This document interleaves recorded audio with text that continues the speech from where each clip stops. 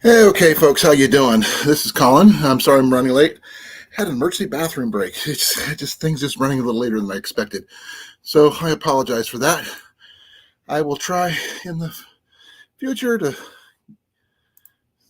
keep things going. So I have no idea. Let's see here. Get things taken care of. I'm not sure exactly what I could do yet, but I'm gonna work on it. Let's see here. Also, my storage is full on my thing. I'm just trying to figure out how to fix that. So bear with me here. Uh, Sorry. How you doing, Rob? Thank you for coming. I really appreciate it. I am, like I said,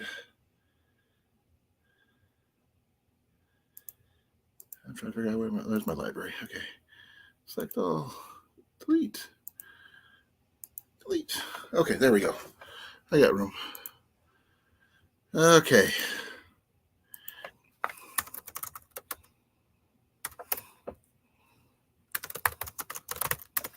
Okay, so I'm here, sort of. Not here, but here. I don't even have any of that stuff set up that I was going to be doing for the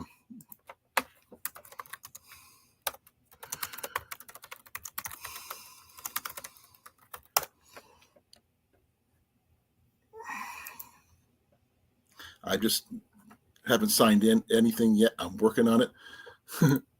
I'm just trying to get things up to date and on the go. I need a little bit more people in here before I could really kick things off with Unit 7. Yeah, this is going to be interesting. This title is going to be Still Hunting, Stalking, and Glassing. Hey, Blake, this is the topic for tonight's Bowhunter safety course. Actually, I should make that as a banner here. That'd make a good banner, I think.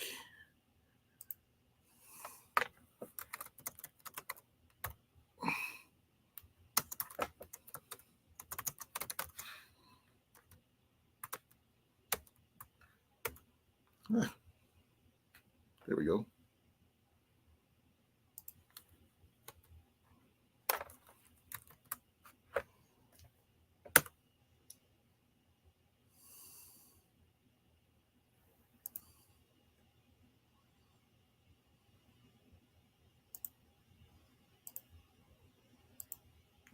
I'm trying to get things going here.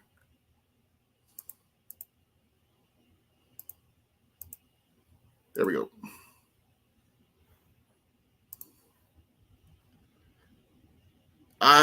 Well, we just got home at just like a little bit before 7. Um, we were taking care of some stuff in Des Moines.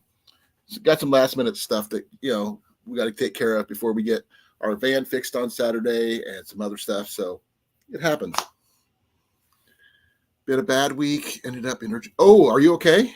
DVT. I'm not familiar with that one. Deep vein thrombosis. Oh, that's not good. What I have. Jenny's got that. Just hers. His is just suspected. That's Rob on the road.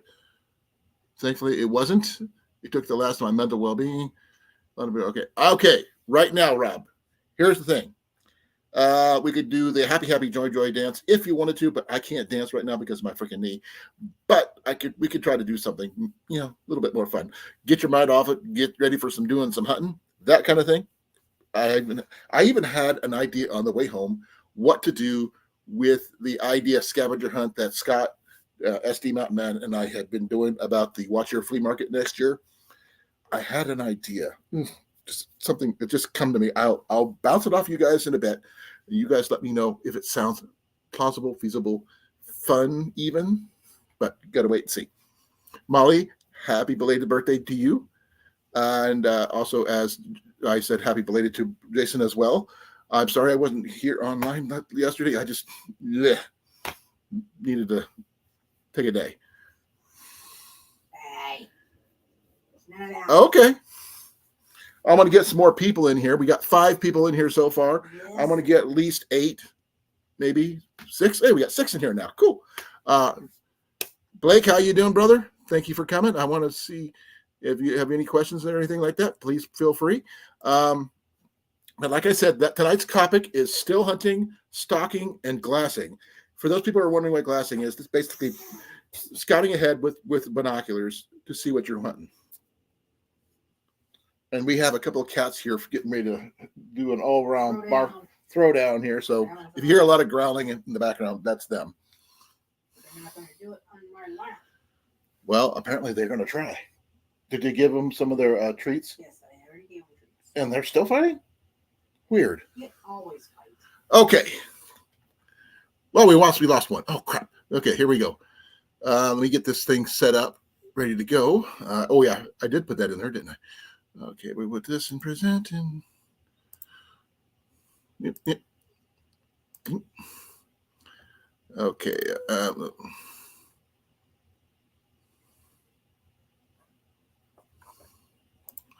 Okay, this is the name of the course right here, as you can see. Let me make it a little bigger. And if everybody's ready, put a 1 in the chat and I'll get started. This one here has, just to let you know, go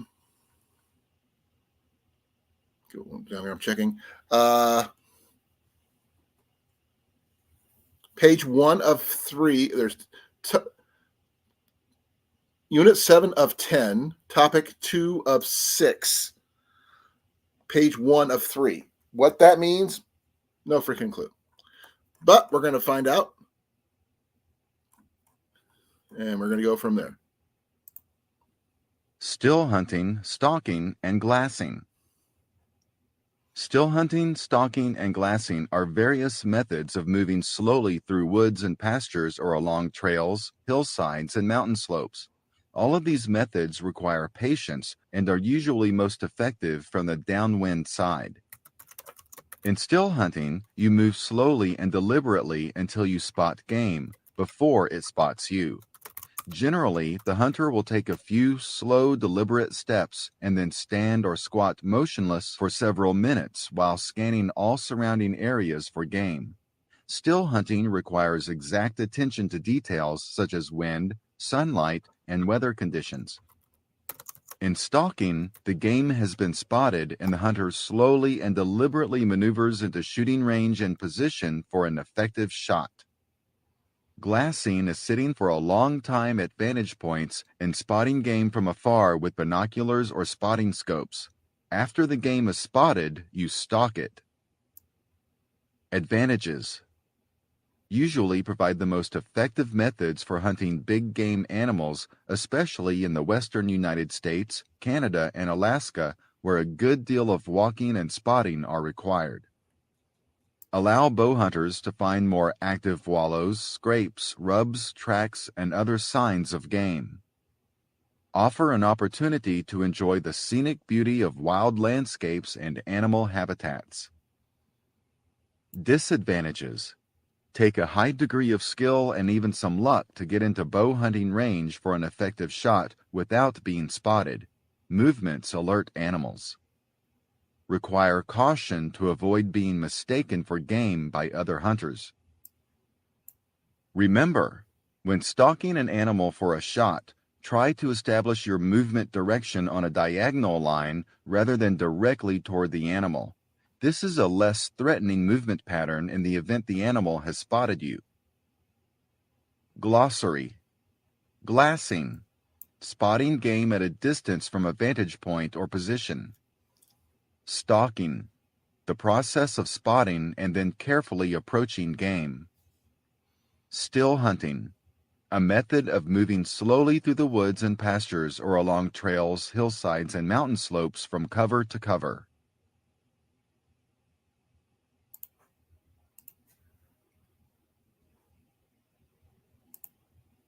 Ground blinds.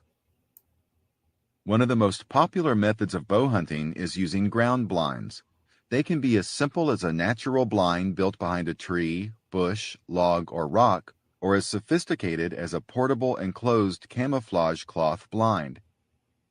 Blinds usually are located close to game food sources, game trails, or watering holes. Ground blinds should always be located downwind or crosswind of the spot where you expect to see your quarry, because your scent will be carried at ground level and downwind of your blind. Blinds can be fashioned out of native vegetation or rigged from a roll of camouflage cloth or netting, which stores easily in a pack. Always clear away all ground cover on your blind's floor to prevent noise from your foot movements, but remember to replace the ground cover before you leave the site. A small portable stool or plastic bucket makes the weight more comfortable. When hunting from a ground blind, it is especially important to use camouflage face makeup or camouflage head nets and gloves. Advantages: can be set up ahead of time along trails or set up quickly at advantageous spots during a hunt. Provide effective camouflage or may conceal the bow hunter totally, allowing more time to prepare for the shot. Can purchase commercially manufactured ground blinds, which are readily available. Disadvantages: make human scent and movement at ground level easier for game to detect. Offer limited visibility and shooting lanes. More on ground blinds. Ground blinds are makeshift or temporary structures located on the ground that conceal the hunter. They're made of everything from plywood to branches. They should be used instead of a tree stand when you should not be climbing, such as during inclement weather. They provide an element of surprise that is lacking with hunting from a tree stand. You should situate ground blinds downwind based on the normal wind pattern during a given time of day, such as morning, away from the sun, where the foreground and background are safest. Remember, if you don't want to be seen, be still. Wildlife reacts more to movement than shape or color.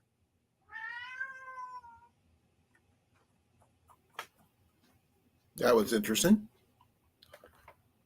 Macus, no. Oh, what was that? Oh, there we go.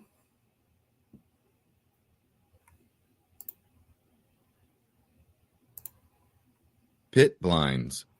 The pit blind is a specialized version of the ground blind that's popular for hunting western antelope and mule deer at watering holes. The pit blind is a shallow hole dug about knee-deep into the ground and surrounded by natural vegetation or a combination of vegetation and camouflage cloth. Check state and local regulations to determine if pit blinds are legal in your area.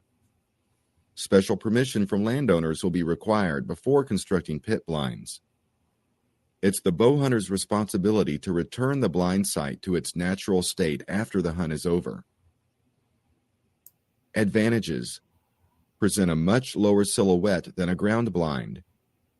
Provide a comfortable ledge seat. Can be made large enough to accommodate rain gear, lunch, spotting scope, and any other comforts the hunter may require during a long wait for action. Disadvantages: are prohibited in most state-owned hunting areas. Are not portable. Make it easier for game to detect human scent and movement.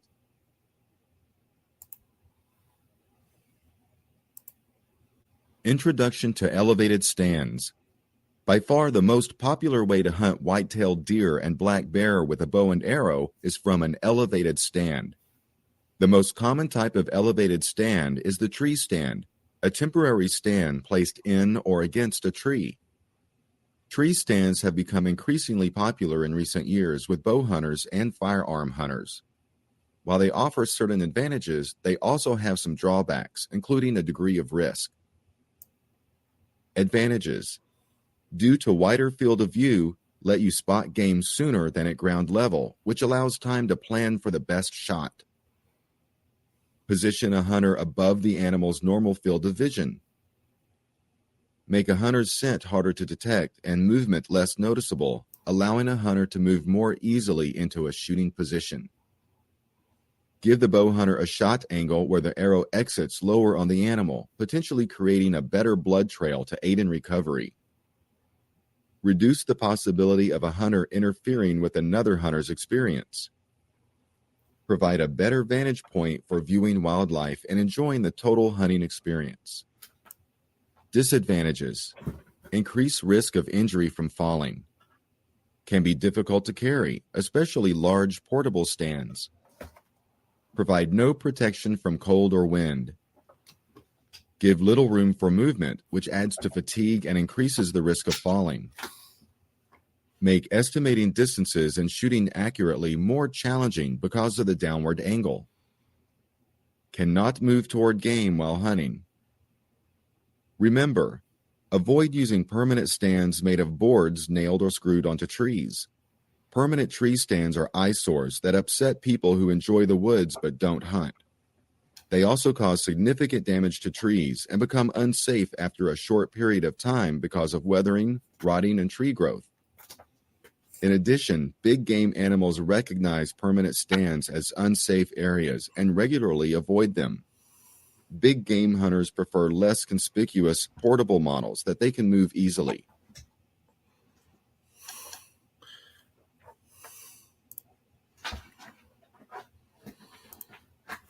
Types of portable tree stands.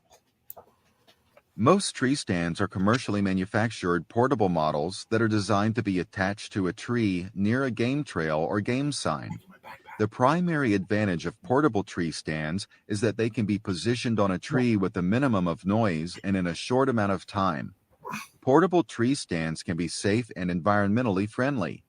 Commercial stands that are manufactured, certified, or tested to industry standards are best. Homemade stands should not be used. You should follow the manufacturer's instructions and also practice installing a tree stand at ground level before you go hunting. Portable tree stands come in 3 basic types: hang-on stands, climbing stands, and ladder stands. Tree stand height and location. A tree stand is usually placed 8 to 16 feet above the ground. Many considerations dictate stand location, including terrain, tree cover, background cover, and the game being hunted.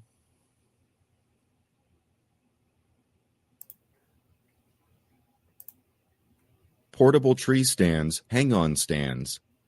These simple platforms provide about 4 square feet of space. They must be hauled into place and secured to the tree with belts or chains. These stands require separate climbing aids such as segmented ladders or climbing sticks. When installing a climbing aid, determine your climbing route before attaching the climbing equipment to a tree. Attach the aid to the tree so that it extends above the stand's platform and you can step down onto the platform. This will help you test the stability of the stand before placing all your weight on it. Stepping laterally onto a stand could cause it to tilt sideways or become unstable.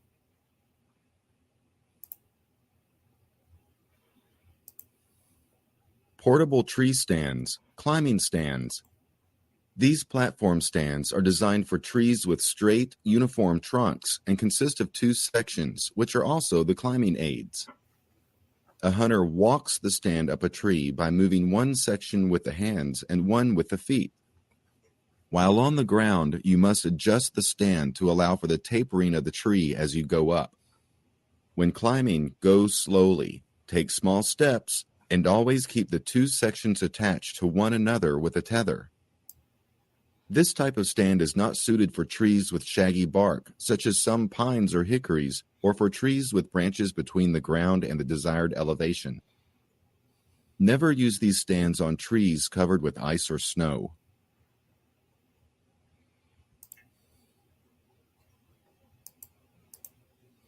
Portable tree stands, ladder stands. Ladder stands usually provide a platform 10 to 20 feet above the ground. The built-in ladder lets you use these stands with a wider range of trees than other portable tree stands. Due to their size and weight, hunters normally assemble and set up ladder stands before the first day of hunting. 3 to 5 people are needed to erect or take down a ladder stand safely. When setting up the stand, clear the base area of all rocks and debris, making sure the ground is level. Lean the stand against the tree and chain or strap it into place. Use all parts of the stand. tripods, quad pods, or tower stands, freestanding. These stands are similar to a ladder tree stand but are freestanding and can be placed anywhere that has a firm base. They may be used in brushland habitats or treeless areas. Some resemble one or two chairs atop stilts. Others are enclosed box-like platforms and should be used by bow hunters only if the windows are large enough for bow clearance and shooting. Judging distances from elevated stands. When judging distance from a tree stand, use the horizontal distance, not the greater diagonal distance. In this diagram, you should aim for 12 yards, not 13 yards. To calculate the horizontal distance, A, from a tree stand to a target, with B being the height of your tree stand and C being the diagonal distance to a target, you can establish this number using a rangefinder. Use this simple formula. A equals the square root of C squared minus B squared. For example, if the tree stand is 5 yards above the ground and the diagonal distance to your target is 13 yards, then the horizontal distance is calculated as follows. A equals the square root of 13 squared minus 5 squared. A equals the square root of 169 minus 25. A equals the square root of 144. A equals 12.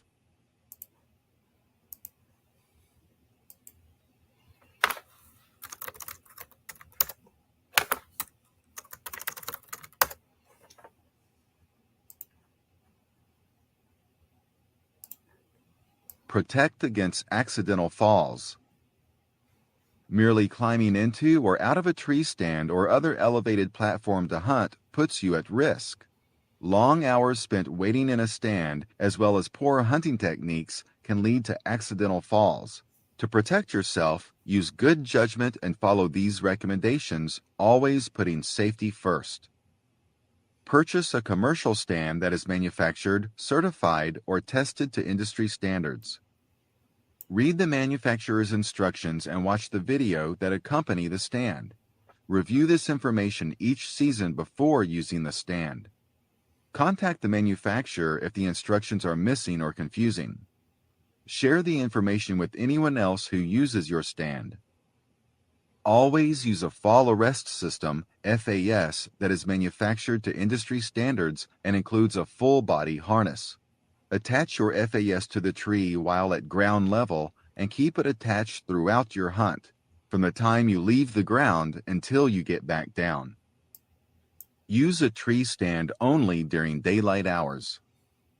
Practice first with your tree stand and FAS at ground level using all safety devices that were included with the stand. Then continue to practice gradually going higher. Practice shooting from your stand while wearing your FAS. Get enough sleep to ensure that you are well rested before using a tree stand. Carry a signaling device, such as a whistle, cell phone, two-way radio, or personal locator beacon, PLB, to let others know if you have a problem. Take your time and plan every move you make while installing and using an elevated stand. Check your stand carefully prior to each use. Do not leave a stand attached to a tree for more than 2 weeks. Never exceed the weight limit of your stand or FAS. Remember that the weight includes you plus your equipment. Do not climb with anything in your hands or on your back. Use a haul line.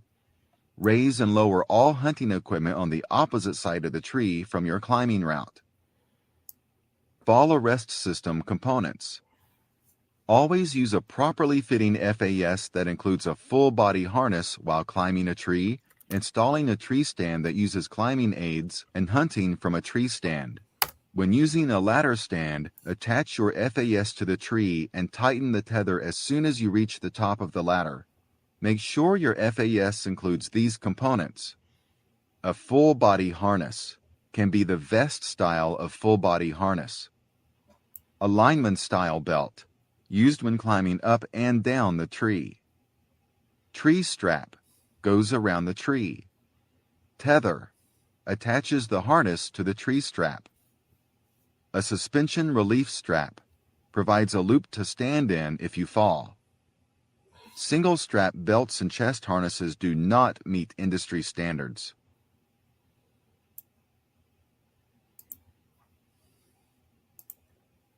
Tree Stand Safety Study. A study of Vermont and North Carolina bow hunters revealed the following. 74% of the accidents occurred when climbing up or down or when installing or removing a stand. 7% of tree stand hunters surveyed had an accident in the last 10 years. 73% said poor judgment and carelessness caused their fall. 80% said safety was a concern, but actually believed that a fall wouldn't happen to me. Type of stand used. 43% self-climbing. 34% fixed position. 18% ladder. 58% of the hunters who fell were not wearing a fall arrest system. 34% of the hunters surveyed now wear a fall arrest system because of an accident. 39% of the accidents occurred at less than 10 feet. 21% of the accidents were related to structural failure.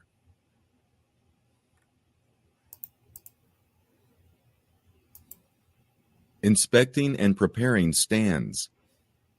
If you have a tree stand which was manufactured by a company which is no longer in business, destroy it. Each season, before use, thoroughly inspect tree stands for defects, missing parts, weaknesses, or excessive wear.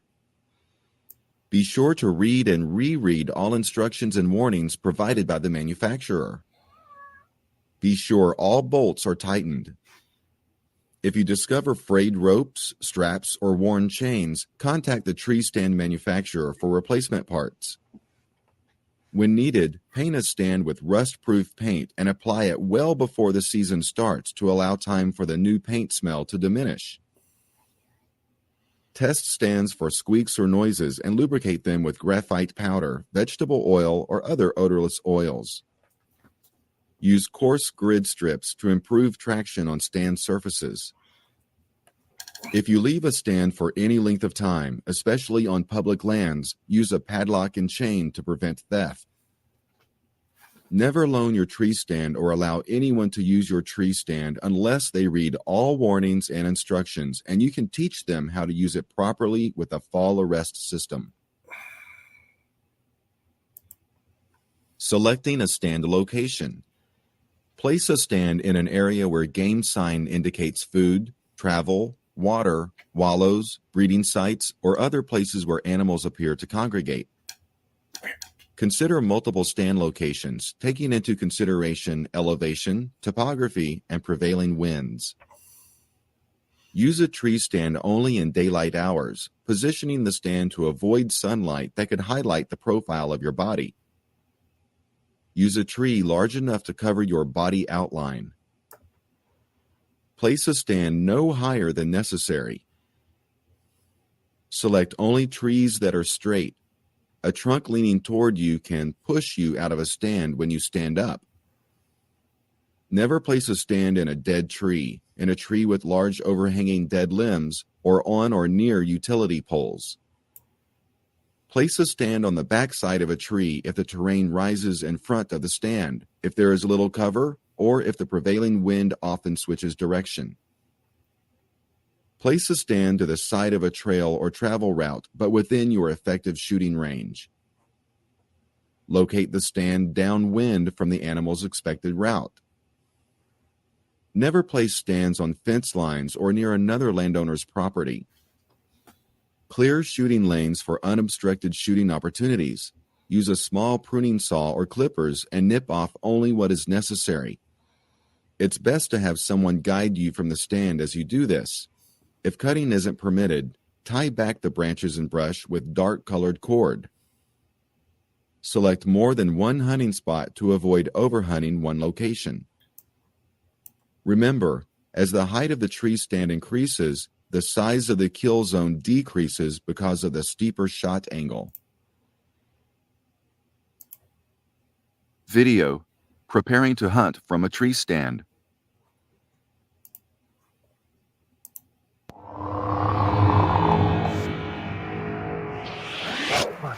Okay, now the first key to success with hunting with our tree stand is that we have to find a place to put it where the animals are. And that's why we have the trail camera. Let's go. All right, so if any animal has been walking around in the area out here in this field, we'll find out with this card. We definitely have animals here. This is going to be the spot to set up our tree stand. But this is only the first key to having a successful hunt. You know what the others are? All right, now the second key is properly setting your stand. And this is a biggie. Actually, hold this for me. Now, when we assembled the stand, we read through the manufacturer's instructions. Thank you. And of course, we brought them with us to help with setup. Plus, we inspected the stand to make sure everything's in top shape. And we do that every time before we use it. And I'm carrying with me a communication device that I know works with me right here where I'm hunting. And of course, for safety, you're here, the buddy system. All right, let's go. So whether you're hunting or you're hanging your stands, it's important to write down your details with someone who expects you to come home.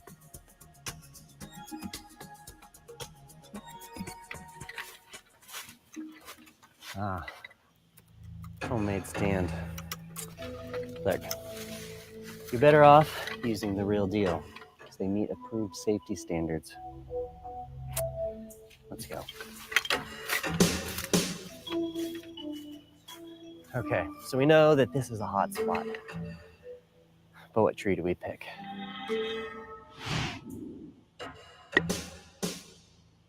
We got a crooked one. Well, we have a dead one. And this one is a little viney. And this one got loose bark.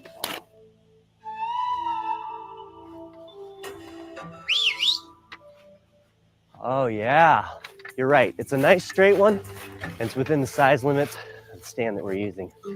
Plus it's downwind of the trails. This is good. So it's simple physics, right? You can't prevent gravity from pulling you to the ground when you fall. But you can prevent your body from slamming into the ground. And it's called the fall arrest system. And it has to be rated to your hunting weight, which is you and all of your gear. And it needs to be inspected each time before you use it.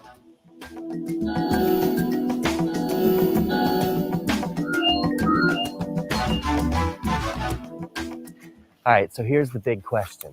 How do we get from down here to all the way up there so that we can safely hang our stand?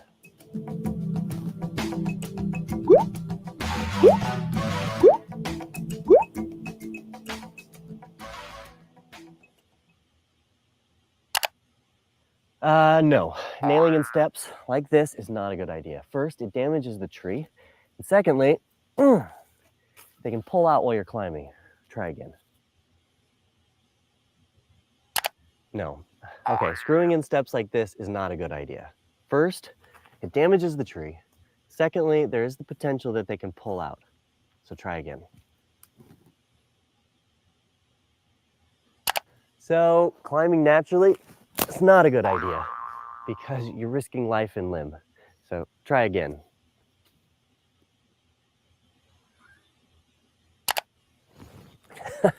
That's right. You want something that's secure and won't damage the tree. And that is why I'm using this strap-on climbing system. And of course, for safety, well, you're here. I'm going to take this lineman's belt and wrap it around the tree to prevent myself from falling while climbing. And whatever type, use the manufacturer's instructions, use your buddy system, carry your communication device, and attach your fall arrest system solidly to the tree before installing your climbing system and stand. Then install your stand below the top of your climbing system. All right, so what is your best guess? When are you the most vulnerable to the bone-crushing effects of gravity up here? Climbing up or down, getting on or off your stand, shooting from the stand, preparing to hunt or leave. Actually, you'd be right no matter which one you chose, because you're vulnerable to falling during every single one of them if your fall arrest system is not attached. So then here's the question. How do you get safely in and out of your stand? Whether hanging stands or hunting, climbing up or down, remain attached to the tree with your lineman's belt. To get past your stand, attach your tether to the tree belt placed above the stand before detaching your lineman's belt.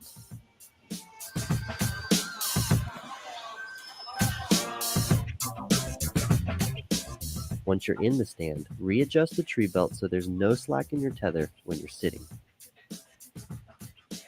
After hanging your stand, some fall rest systems can be installed that allow you to remain attached to your tether from the time you leave the ground until you return. No matter which system you choose, use 3-point climbing.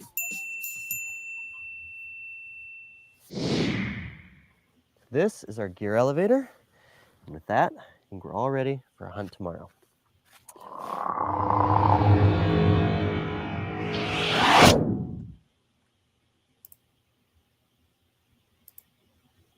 Fall Arrest Systems, FASs. The National Bowhunter Education Foundation recommends using a fall arrest system, FAS, that is manufactured to industry standards.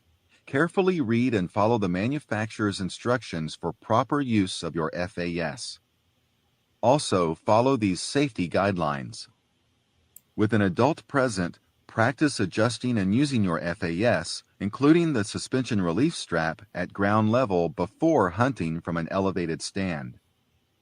Attach the FAS tree strap to the tree so that the strap is at head level when you are standing. Attach the tether to the tree strap so that you have no slack while seated in your stand. If you fall, you do not want your feet to drop below a level that would keep you from climbing back onto the platform.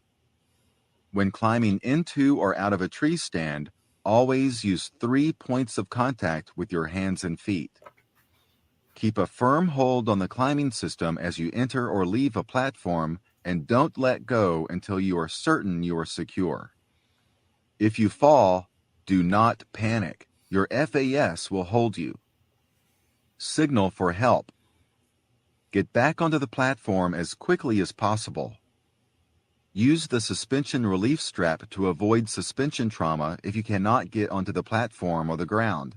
If you do not have a suspension relief strap, move your legs by pushing off from the tree to keep your blood flowing. Discard any FAS that shows signs of wear and tear or has been worn during a fall. Also, adhere to the expiration date sewn into the FAS by the manufacturer. Injuries or death can occur when hunting from a stand if hunters do not wear and use their FAS properly. Hunters who choose not to wear their FAS should stay on the ground to hunt.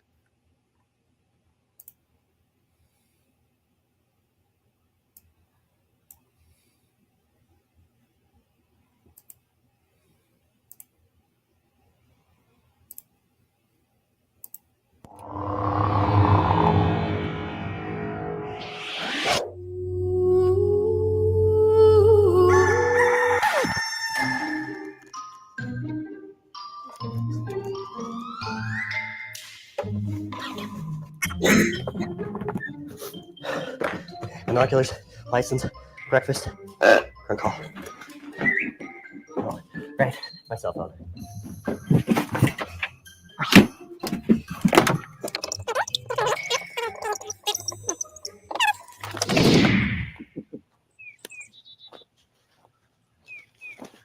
Do you remember the quickest and quietest way to get our gear up into the stand?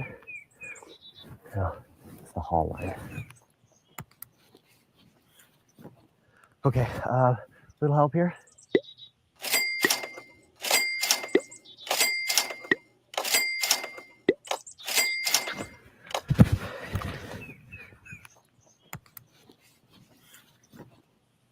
Oh yeah, 3-point climbing.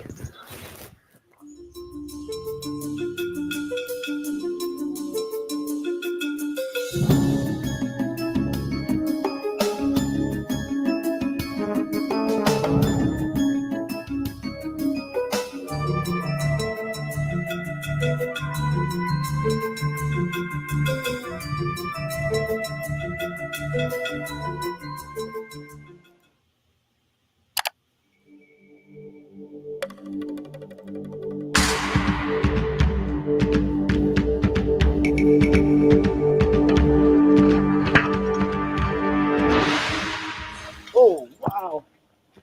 Okay, little embarrassing. Keep your legs moving though, because you can get blood pooling in them, which could cause my heart to work overtime. Not being able to pump blood back to the heart starves it of oxygen, and that could cause a heart attack. Always replace your tether line after a fall. Whew. Okay, that wasn't so bad. It's a good thing I had my fall arrest system on though. Deer's gone now. Great.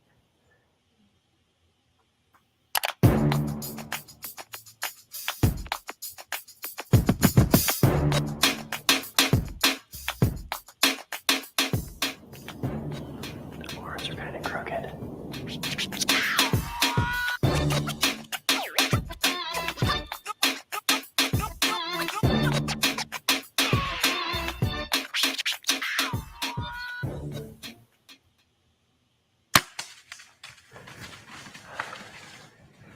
Okay. So waiting for the right shot and angle, that's key. All right, we're gonna give him some time and then we'll go track him.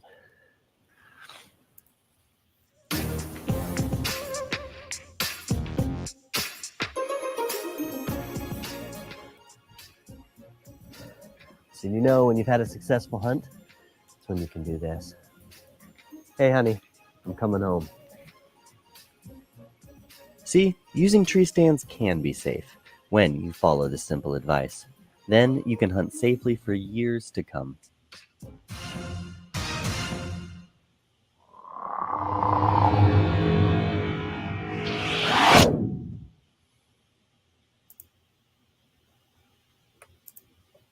Hauling hunting equipment into a stand.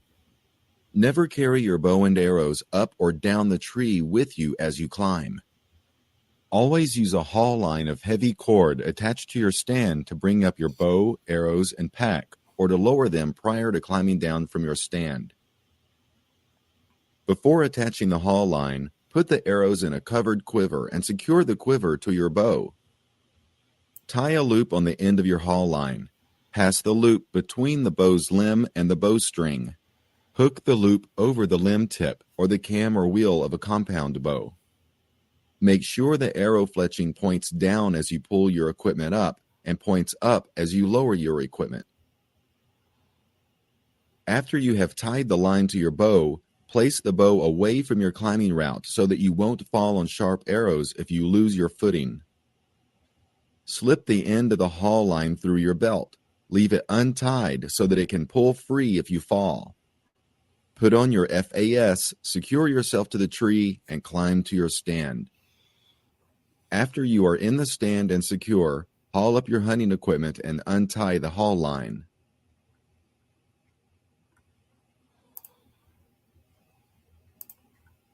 Scents and lures. Certain species of game have a highly developed sense of smell. Because bow hunting is done at close range, it's essential to learn which species are sensitive to human odor. Big game animals are very sensitive to scent and quickly leave any area that contains the wind-borne or residual ground scent of humans. White-tailed deer, foxes, and coyotes can detect the scent of hidden hunters. Squirrels, rabbits, turkeys, and waterfowl are not sensitive to scent and rarely spook when they pick up human odor. Minimizing your scent. Wear rubber-soled boots that are less likely to absorb odors. Store hunting clothes in plastic bags with boughs of cedar, pine, or other natural materials from your hunting area. Cover scents and attractants. Cover scents. Cover scents are designed to reduce human odor by helping to neutralize it or by hiding it with a natural competitive scent. The scents can be applied to skin, footwear, or clothing. Many bow hunters hang scent-soaked pieces of cloth around their stand or blind. Attractants. Attractants work by offering animals a tempting odor that mimics food sources, scents that sexually arouse males, and scents such as licorice or vanilla that pique curiosity. A successful technique for stopping a deer at your pre-selected pickoff spot is to sprinkle a few drops of scent on a leaf or twig at that site. Do not apply attractants to your skin or clothing because the deer will follow the scent and detect your position. White-tailed deer tips. Because white-tailed deer are very sensitive to human scent, it is recommended that you stay clean and as free of human scent as possible while hunting. Avoid using fragrant soaps and perfumes. Consider wearing hunting clothing manufactured with special carbon-treated fabric that absorbs human scent. Consider using one of the many commercially manufactured products available for scent and odor elimination that can be sprayed onto clothing prior to going into the field. Avoid washing hunting clothes with highly fragrant laundry detergents. Numerous brands of scent-free detergents are available for washing hunting clothing. Also avoid clothing detergents that contain UV brighteners because many animals can detect UV light that makes clothing brighter. Hunt from a tree stand to keep human scent above a deer's nose. However, be mindful of wind currents that may carry your scent down to your quarry. Game calls. Game calls have been popular for many years. Some of the most commonly used calls are made for attracting ducks, geese, and turkeys. Many other species of wildlife can be attracted with the use of calls. Bow hunters can select from a wide variety of calls targeting most game species. There are 4 basic types of game calls. Position calls, like spring turkey calls, indicating the location of another member of the clan. While these calls indicate position, many also will put the game at ease. Distress calls, like squealing rabbit calls, indicate to a fox, coyote, or bobcat that dinner may be trapped nearby. Aggression calls are commonly used by elk hunters during the rutting season to challenge other mating bulls. White-tailed deer hunters rattle antlers, which imitates 2 rutting bucks fighting. Mating calls duplicate mating activity, such as spring gobbler calls, white-tailed deer grunt calls, and antler rattling. Bow hunters commonly use grunt tubes to attract rutting white-tailed bucks to their stand. Grunt calls mimic the low, guttural grunt of a white-tailed buck looking for does. Calls also can be effective when used in conjunction with attractants or lures.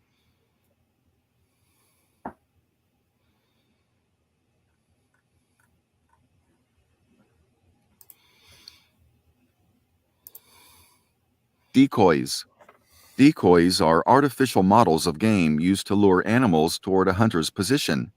They are typically used to hunt waterfowl, such as ducks and geese, and wild turkey. Decoys are most effective when used with scents and game calling. Be sure to check your local and state regulations regarding the use of decoys when hunting game. Important: never attach decoys to a hunter or hunting equipment.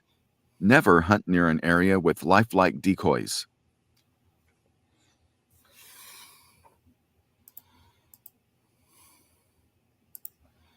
Bow fishing overview. Late spring and all summer are the best times for bow fishing. As spring waters warm, rough fish such as carp, gar, buffalo, and suckers begin to move into the shallows of lakes and river backwaters to spawn.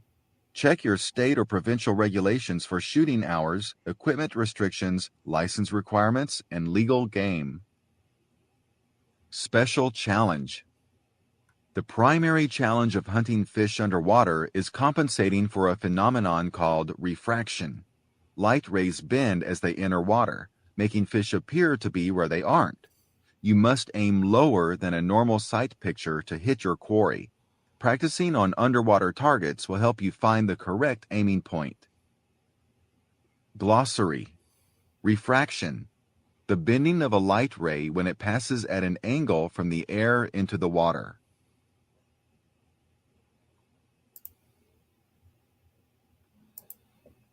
Bow fishing equipment. Bow fishing equipment is simple, inexpensive, and available from most sport shops. It consists of a solid fiberglass arrow which has a specialized fish point and a slide device to which your line is attached. The slide attachment helps prevent the fish arrow from coming back toward the archer if the line gets snagged on part of the bow or if the line does not feed smoothly from its receptacle. Either a large spool or container that screws or tapes right onto your bow and feeds out the line like a standard spinning wheel, or a closed-face spin cast reel made especially for bow fishing.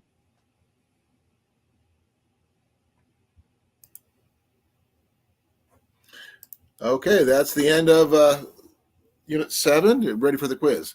If anybody's here has any questions, please let me know. If you did hear this in the background, this is my rattle bag for deer hunting. Always good thing to have. But yeah. If anybody's ready, please put a 1 in the chat if you're still here. I know we got 6 people watching, so let me know. We'll get started on the quiz. Though I think bow fishing was a little bit of a left turn when it comes to everything else that was in there, but hey, they had to throw it in somewhere. I still haven't had a chance to do that yet. I'm getting ready for it. Okay, Molly and Jason's ready. Jeff's ready. Okay, here we go. Give it a shot.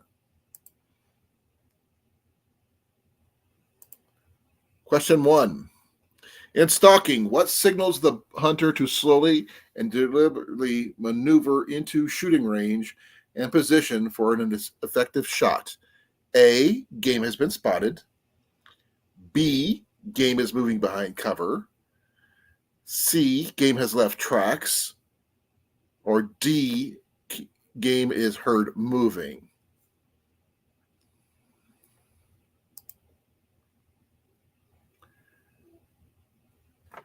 Well, Scott, now you got into that part now. You and I are going to go bow fishing one of these days. Jeff says A. I'm thinking A myself, but it's, yeah.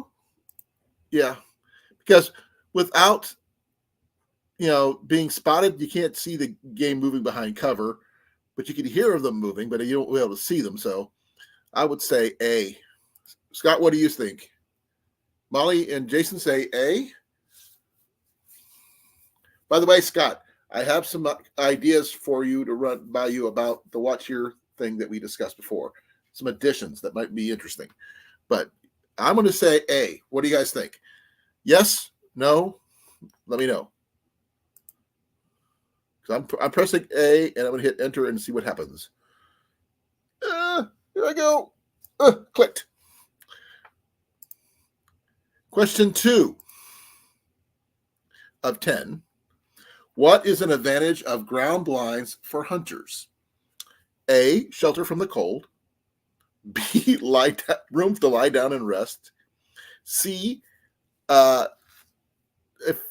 effective camouflage. Or D, unlimited visibility. Bouncing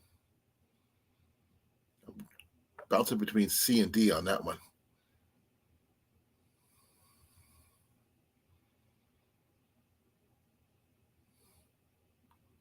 Ground blinds for hunters. Shelter from the cold. Room to lie down and rest. Effective hunt camouflage or unlimited visibility.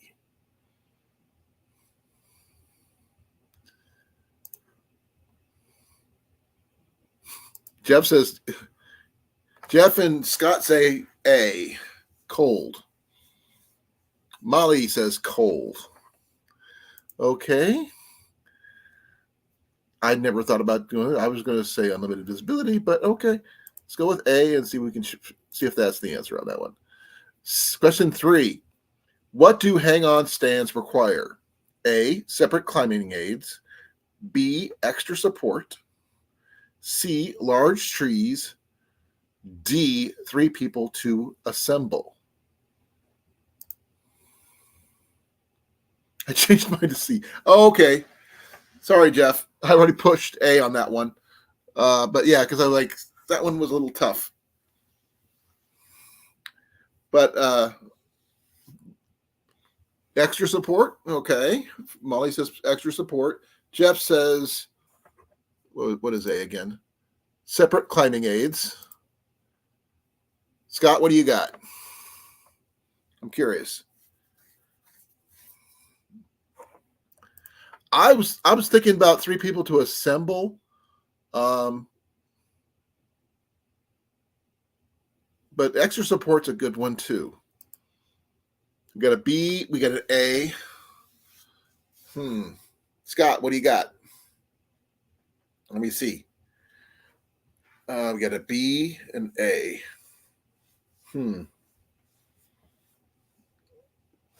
Okay. Question was, what do hang-on stands require? Answer the question. First one is separate climbing aids. B, extra support. C, large trees. Or D, 3 people to assemble.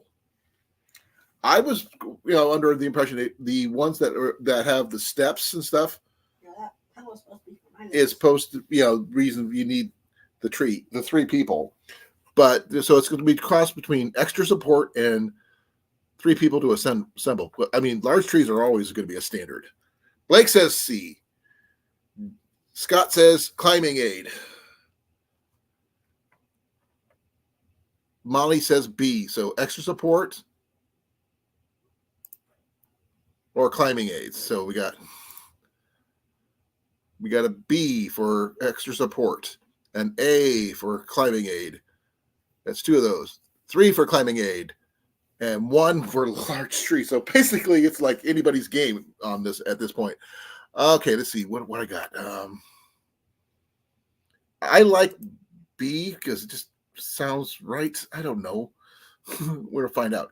When do most accidents involving tree stands occur? A, while moving the stand. B, when climbing up or down. C, after sunset. Or D, while waiting for game. Now, this one seems pretty self-explanatory because they mentioned it in the video. Up or down is what I've heard. Now, if you watch the video with us, I'm going to say up or down, B. Blake and Molly, and that sounds like a good solid B to me as well. So we're going to go B. Question 5 of 10. What is the maximum length of time you should leave a stand attached to the tree? A, 1 week. B, 2 weeks. C, 1 month. D, 2 months. Maximum length of time you should leave a tree stand attached to a tree. 1 week, 2 weeks, 1 month, or 2 months. Hey, Huga, how you doing? Okay, I'll slow down here. This one here, we're on question 5 of the Bowhunter Safety Course quiz. You missed a couple good videos. This one actually had a couple decent ones. But right now we're doing the maximum length of time you leave a tree stand up. 1 week, 2 weeks, 1 month, 2 months. We got a B from Blake. We got a C from Jeff. We got a B for. We got 2 B's and a C so far. I'm waiting to hear back from Molly. I haven't heard anything, Mike, from. Oh, okay. That's. I want to make sure we got the right one. So, hey, Blake, that's on your own property, though. Not everybody has their own property. I don't, but I do have a place to go hunting. I just got to get. I'm a ground hunter, not a tree stand hunter. Okay, Scott says C. 1 month. Ooh, man. And I don't know. I'm going to say, I thought it was a week. So we got a B, a C, and a couple C's, 3 C's, and a couple B's. Okay, I'm going to go on a limb and just go with 1 week because I didn't hear about 2 weeks on that one, so I'm going with that one. Question 6. When you're standing in a tree stand, the FAS The fall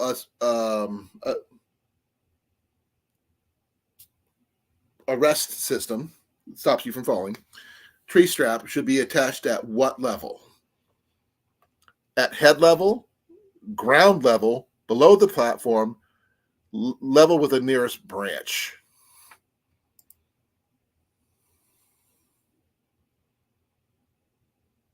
Yeah, that's what I was thinking, Jeff. Most of the ones I've heard of, that they have to be taken out. But I have gone into places that still have the tree stand up, and there's nobody around. But I have found some ground stands, ground blinds, the same way.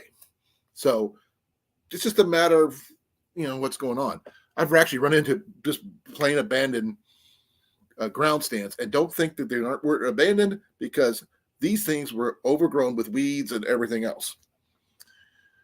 But A is my guess on this one. And a FAS stands for a fall arrest system, I believe.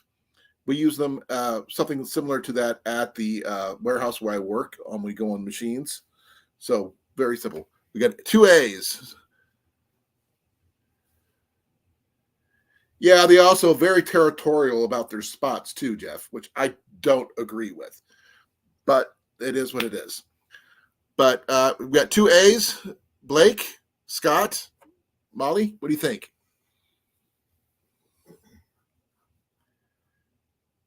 That's more than likely true there, Blake. I full concur on that account.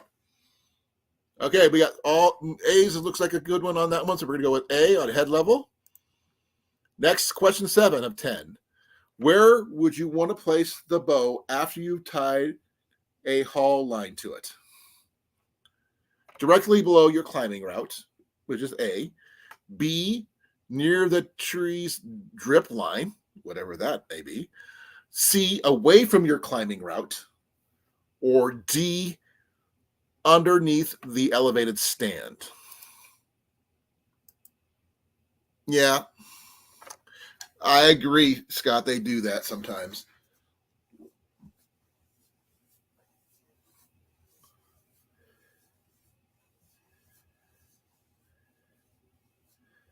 I'm going to say with C as well.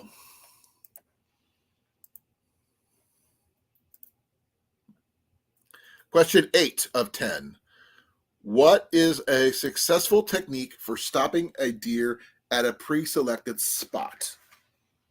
Putting food down does not count, guys. A, hanging a scent-covered cloth near your stand. B, applying attractant to your clothing. C, sprinkling a few drops of attractant on a leaf. D, using fragrant soap when you bathe. I'm thinking C on this one, folks. E, no clue. Okay, if you want to watch the video, been here for the video. Hey, Rob, how you doing? They showed it on the video. Some of the things they could talk about, but you put I'm going to go with C on this one, because that's like a good number on that one. C is good. C is for cookie. Question 9 of 10. What type of calls are commonly used by elk hunters during the rut season to challenge other mating bulls? I have never bull hunted for bull elk or any other elk, so I can't answer this one from experience. But it says A, aggression, B, distress, C, position, or D, mating.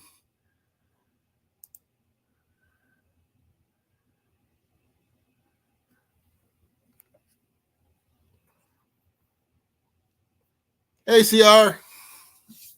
How you doing? We're going to the last 2 questions here. They talked about aggression in the videos and stuff, so especially when you hear something like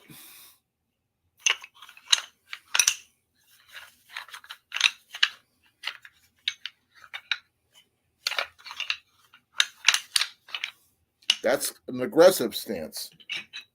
But let me see what you guys say.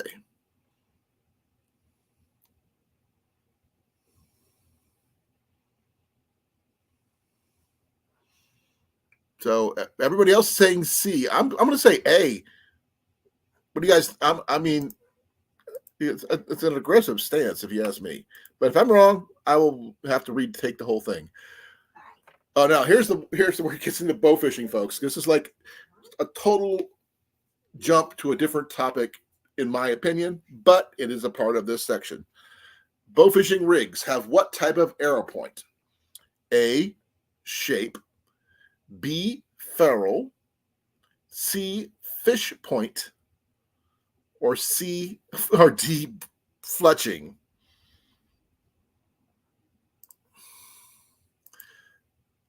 So this one here is a little different, guys. This is under bow fishing, not bow hunting, not deer hunting, not elk hunting, but bow fishing.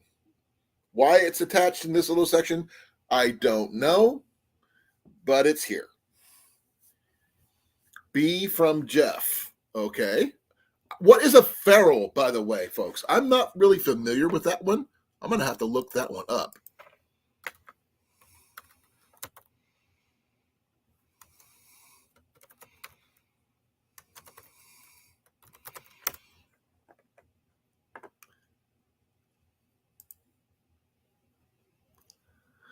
Okay.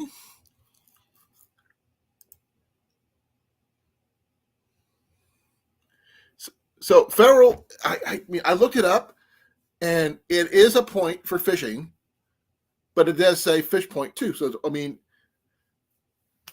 one's an actual name of it. The other one is just saying generic fish point.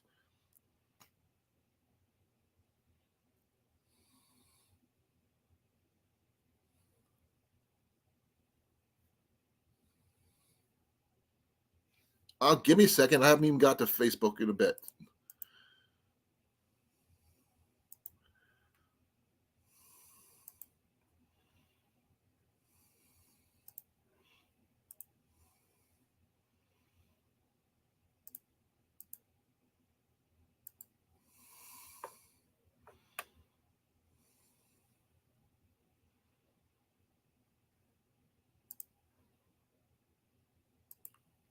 We got fletching. What do you mean, Blake? C. We got C, two C's and a B. Okay. I'm gonna go over it one more time. Bow fishing rigs have what kind of point? Shape, ferrule, fish point, or fletching.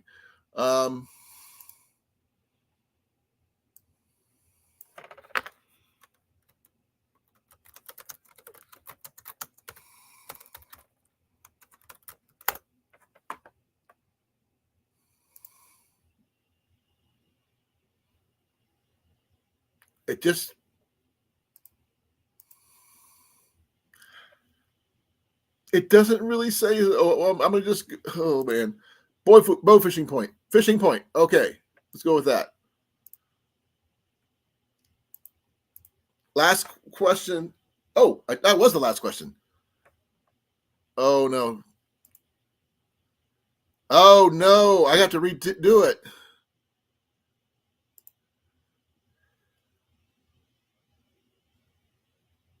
Effective camouflage. That's the one everybody else said it was shelter from the cold. That one just seemed wrong.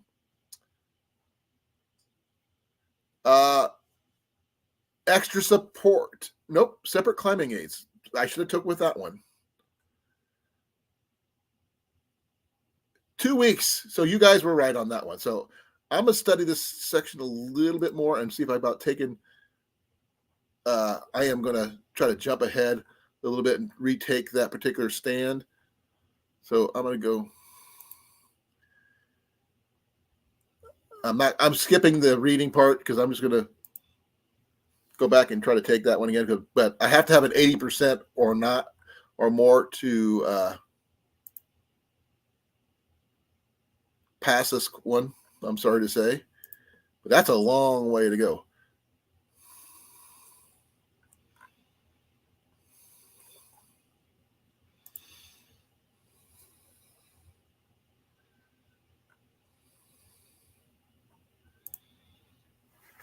Man, just got a lot of stuff to do. So bear with me, folks. I'm trying to get past this as quickly as I can. because I know my answers already. We'll just go through the questions once I get to the questionnaire one more time.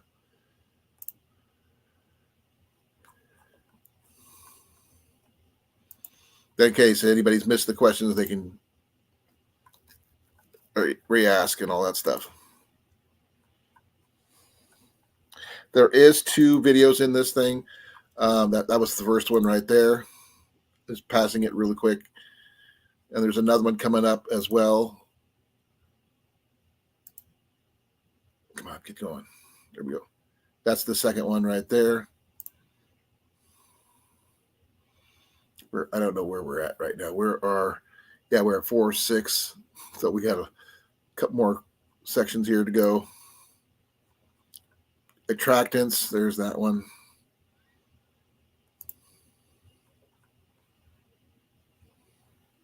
Five of 6. There's the rattlers and stuff. I use a rattle bag. I got deer antlers, but I don't use them for that. My rattle bag is a lot smaller, easier to carry. There's the bow fishing section.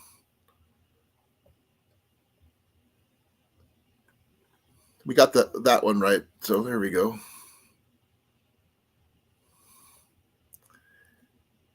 Fish point, specialized fish point. There it is.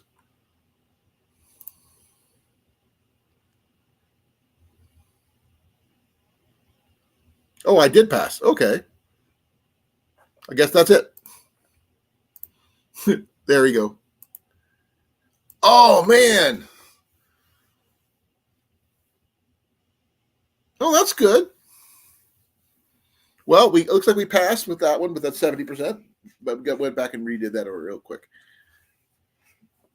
Yeah, I know, Scott, but while I have some, but I cannibalized the ones I have for making deer antler buttons and stuff like that. So for leather working, but what I use is just this.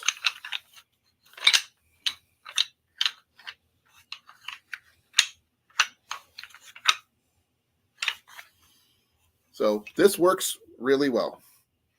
And if anybody's curious what's also in these things, when I first did it, I had to check because I've always seen these. When I first got one, I never owned one before this. I just used real antlers like everybody else. It's just simple little pieces of wood of various sizes and shapes. That's all that it is. I picked this up at the Goodwill outlet store years ago, and this one here was made by who was this made by? It's upside down. Okay, why am I having trouble reading this? Made in USA. Something. Hunters Specialties, Cedar Rapids, Iowa. Yeah, this came from Iowa. Yep.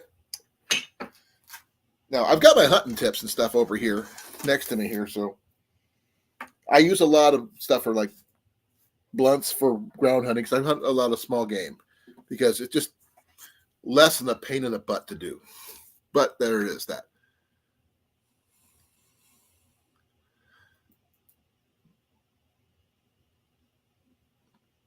Well, one of the things that you and I can probably talk about in the future is going antler hunting, because that seems to be a big thing come spring.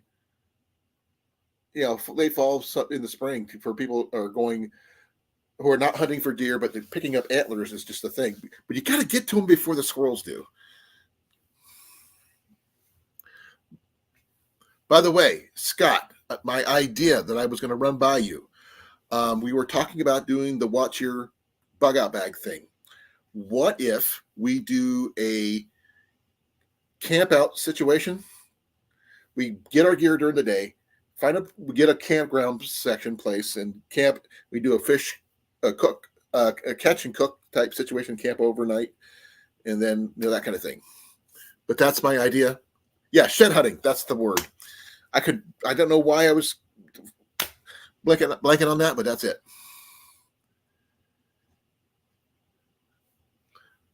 Well, good luck on that one. Oh, that's cool, Jeff. I don't own any bow fishing arrows. That was one of the things I was going to go and pick up at the flea market, Watch Your Flea Market. I had not hit it, but since my knee was bad, I could not even go. So, but what we could still do the idea about getting each of us challenging each other for like a scavenger hunt type situation. Then that night should include some kind of fishing gear, maybe. And that way we would have to catch with what we got. Then we can cook with what we got. And then, with a little, extra stuff.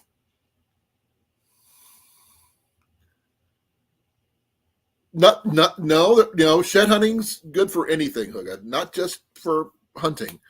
I mean, I use it for leather projects for like my belts and stuff that I used to make some pouches when I was younger. Really nice belt pouches. But there you go. Arm slides? I'm not familiar with that one, Scott.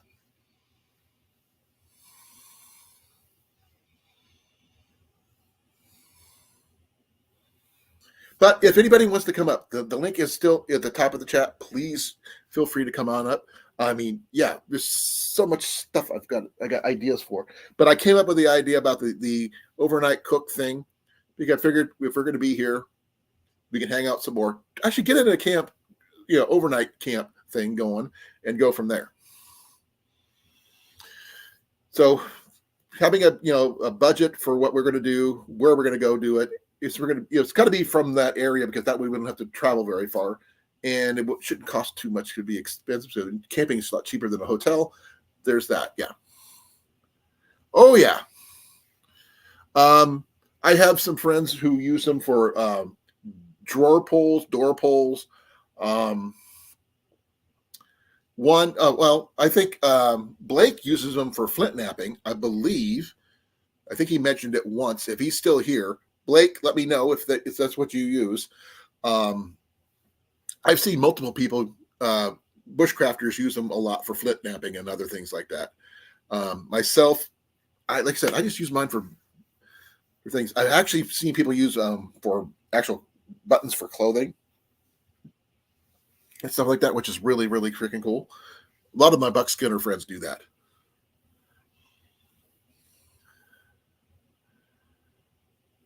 I have a bow fishing reel. I've got a seat, but I need to either adjust it somehow or buy something to fix it or buy a whole new one because my reel seat it cants slightly and it doesn't quite sit right because I can't reel it because I have it set up for when I'm holding on the bow with my right hand, I can reel it with my left because I'm left-handed. But that's neither here nor there. But oh man, I'm sorry, I'm excited. I didn't even touch my Pepsi yet. No, that bug out bag, scavenger hunt thing, plus a way to get some fish for an overnight catch and cook type of deal. Camp out, record it all, and put it up on the thing, and just from several different perspectives. And I think that would be kind of fun because we got to survive in what we got. Oh, that's cool. I didn't know you could do that. That's awesome.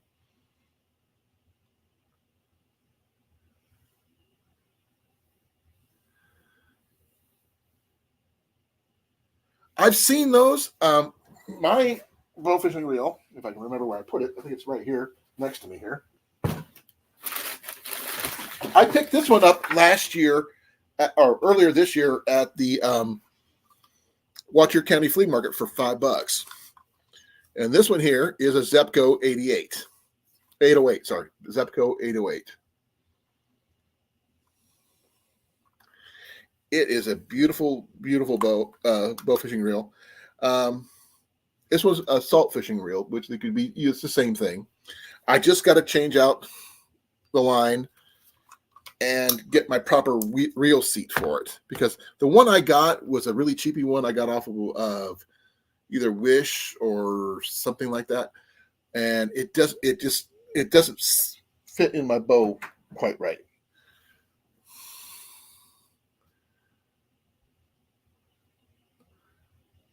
A bobber?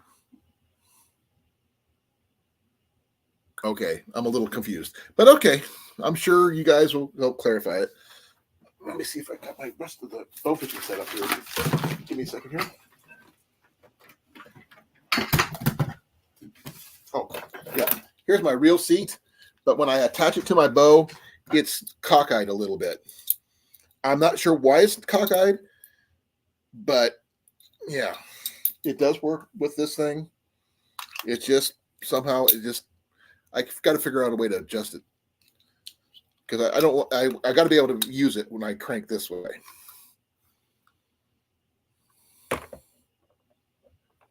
I don't have a cat rod. Ian does, I believe. I picked it up. It's a river, either a sea rod or a river rod that I picked up for $10 at a secondhand store over by Jenny's workplace, actually, for his birthday this year. Was it last year, I think? And yeah.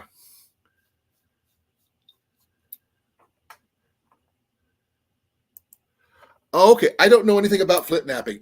Blake is the flint napper. I actually have one of his arrows that he made for me. He's got another one that he's working on, I think, before he can send to me. He didn't get a chance to get it done before the gathering this year. So that is that on that one anyway. I'm trying to adjust this thing where I get this on the seat. I don't have it quite big enough yet.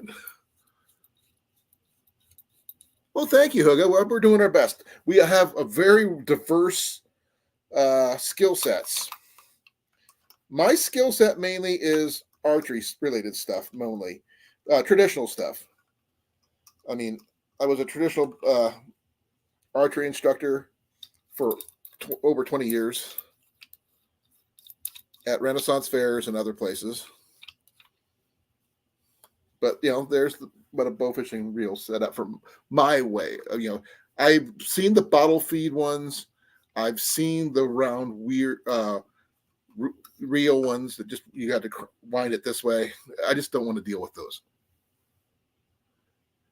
Flint napping does more than just arrowheads. They do spearheads. They can do knives, all different types of things. But like I said, hey Cliff, how you doing? You're more than welcome to come up, brother. The link is at the top of the chat. Blake is the only flint napper I know here, unless there's someone else here who knows the skill and everything else. Let me find the arrow that he made for me, and I will show you guys what it looks like that he did. So I will give me a second. I think it's right over. Yeah, I got it right here. I knew it right exactly where it was, which is really surprising for me. This is what the one that Blake made for me. So this is a really cool.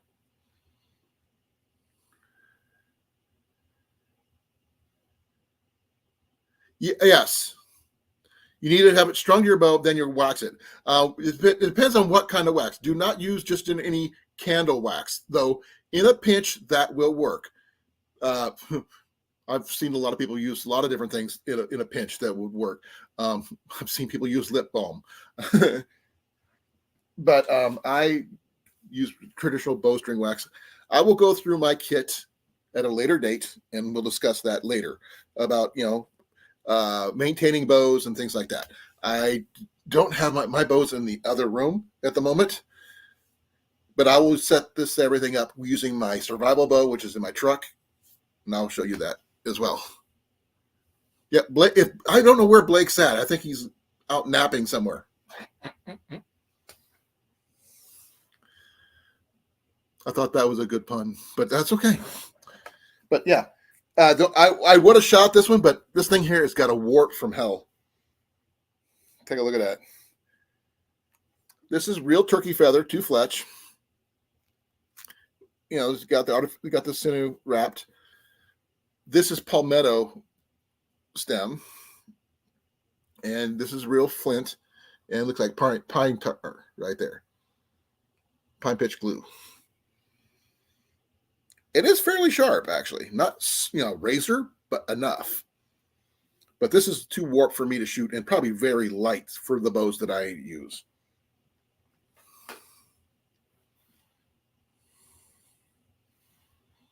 That's what I said, CR. He's napping.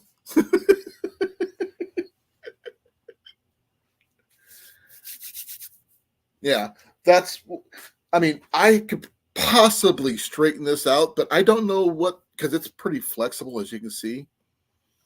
Not compared to some of my other arrows, which are much, much stiffer. Now, I do have, I think it's this one. Nope, not that one. Where is it? This one. Oh, no, there it is. This one here, using a little more medieval style broadhead, as it's pretty flexible, but it's also an extremely long one. And this is also one of my oldest arrows. The fact that you can see the varnish is falling off of it, but it's still straight. It still shoots pretty well, and it does what it needs to do. But like I said, Blake's the one that knows about flint napping. He actually, I think he demonstrated part of it once somewhere. I can't remember. Okay, now for those people who do shoot bows, do you prefer bow quivers, back quivers, side quivers, or tube quivers, whatever you decide? I mean, I use a back quiver myself because I don't like having things around my hands when I'm shooting.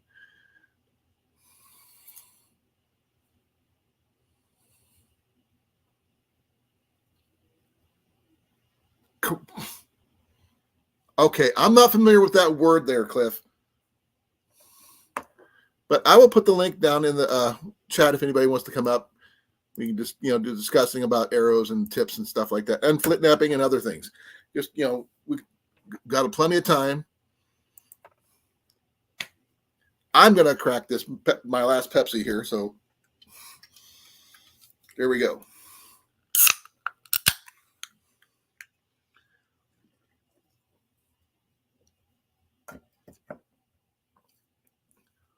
Oh, I'm not familiar with that one.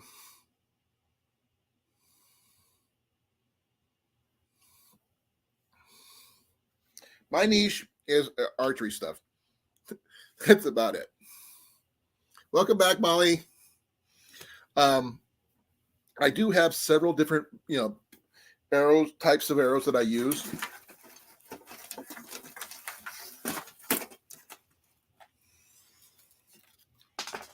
I've got the carbons that I won a few years ago with some standardized tri-blades. Here comes Cliff. Hey, Cliff. Hello. So basically what that is, it was a combination of like chrome metal. It was like a chrome metal alloy. Chromium? Yeah, chromium, chromoly. Yeah, it was. I think it's chromium, I think is what you're. I had a friend of mine who did professional bike racing. His was like a magnesium style bike, though. Yeah, they can make bikes out of magnesium. Suckers are wicked light. And but also, you run the risk of them burning flammable to the ground if you crash. Yep. Because once you light magnesium on fire, it stays on fire until it's done. Yeah, they actually did an episode of MacGyver about him cutting through a armored car door with a bicycle. Mm-hmm. But he did have to get it started with some what was it? Either soot or probably a road flare. No, well, that he did use part of a road flare, but the thing is, in and of itself would not catch. It needs something that had carbon based in it already to ignite the magnesium. Sort of like charcoal dust, that kind of thing. Thermal ants, yes, he did make one of those. Rust would work too, I guess. I'm not sure what he used. I can't remember. They say they always keep a step out of the thing he's making just to make sure that people can't recreate it exactly. Oh, please. There's this thing that's called the internet. Well, back in the day, there wasn't like this. The original MacGyver, not the new one. Yeah, but back in the day, everybody still knew how to make dynamite, but not everybody was going around making dynamite. No, gunpowder. Yeah, what's dynamite? In the right quantities, it makes dynamite, and in the wrong storage containers or storage Nitroglycerin? condition, you make nitro. Yep. So nitroglycerin is one thing you do not want to mess with. No, one bump and boom. Yeah. Imagine walking through a warehouse randomly and you stub your toe on a box, and next thing you know, you're everywhere. Or your foot's blown off at the very least if you have. Well, you'd be everywhere along with half the building. Because depending on the amount used. One stick of nitro is a lot of force. Actually, nitro actually forms after like years of mouth thing, whatever, and you can gunpowder sweating. Yeah, you can squeeze it out and then bottle it. There you go. But yeah, I would like to see those snowshoes. I think that's kind of cool. I've never used snowshoes. I've just been one of those kind of guys that just plowed through the snow. But this guy doesn't get a lot of snow. Used to when he lived in Denver, but not here. Used to when I was like 8. Yeah, that's when snow got up to your chest. In some areas, well, I mean, yeah, you can go up to the mountains and they'd have snow, but I mean, down here where I live, even like our heaviest winter, we got maybe 14 inches total. Oh, I remember when I was about 8, they actually had about 3 or 4 feet of snow here. But that was like back in 78. I was 11 back then. That was like the worst snow we ever had. It was back in 78. God, I think the worst snow Denver had was dumped overnight so fast that the road crews did not have a chance to get out there. And Denver has a very good snow crew for the roads. Oh, I've been through. They all got buried in their yards. Yeah, with like 2 feet of snow in under 8 hours. Yeah, I want to see back in when I got out of the service in I think 90, 91, somewhere in there. I can't remember the exact. When I got out of the Air Force, I drove home from California to Iowa through Denver in the middle of winter. Was not my proudest moment going over the mountains in a 83 Dodge Colt with tire chains. Yeah, there's areas out there where you're required by law to put chains on. Yeah, I had to buy chains for my little thing. But the one thing that was a lifesaver for that little car was the fact that it was a stick shift and it started with a push start no matter what. Yeah, that's the best part about clutch. It was a clutch move, literally, because it's also a very light vehicle too, so it didn't get bogged down as much as some of the heavier vehicles. I've never did it in a 48-foot bus. That's a big bus. About a standard bus. 48 feet, really? Yeah, that's a standard. That's your standard like coach bus. Oh, so SD knows about Colts. I had an 83 Dodge Colt with overdrive, and I got it when I was stationed out in California. And that thing made it to all the way to Iowa, out to, I think it was South Carolina, and back. And then the engine blew. When I was going down the highway. You were going down the highway doing 34 when Mama blew a big one and blew you out the door. The wheels couldn't handle it. The motor fell apart, all because of Mama's supersonic fart. No.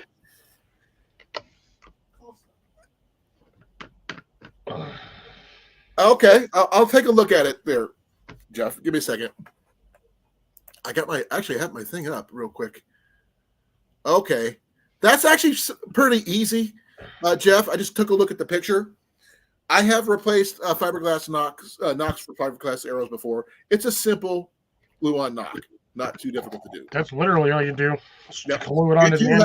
It's a flat tab. Sand down the fiberglass part to make sure there's no residue or anything like that. Make sure it's clean. Then you make sure you adhere your knock. The only thing is, depending on what kind of fletching you use, there's the kind that just slides on over the tri veins that are plastic, probably what some people use. Some people don't use them any vanes at all. But you make sure you're lined up with the holes on the end of your bow, your arrow. I've got Ian's over here, but it doesn't have a tip. So I could use that as an idea. It doesn't matter for most bow fishing. Bow fishing fiberglass rods, they're only gonna have 2 feathers on it anyway. No. So I think some that's what I'm trying to say here. Give me a second. Some of them don't even have feathers because I mean you're really just shooting it straight down most of the time. Okay, like this one here, you can see the residue where they used to have some. Yeah. But I've actually, long before now, actually, I used the one I did have for my arrow, for my green arrow outfit when I did cosplaying. It's still green, by the way. It's somewhere. I don't know where exactly, but it's been spray painted, so I can't use it for bow fishing anymore. But the tip is just fairly simple. If this breaks, just put a new one on.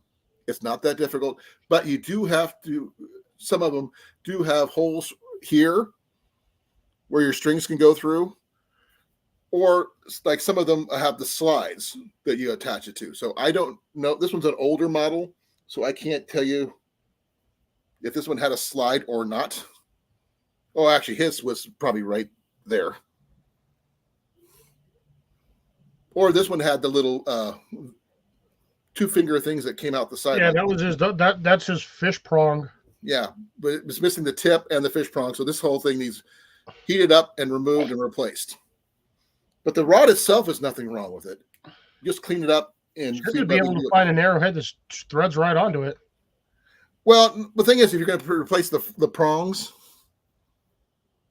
you'll make it work properly. I don't know. Like I said, this is an older model, and it's Ian, so that may or may not have actually been the attachment point for the string, because sometimes the heads themselves usually come with that piece on it.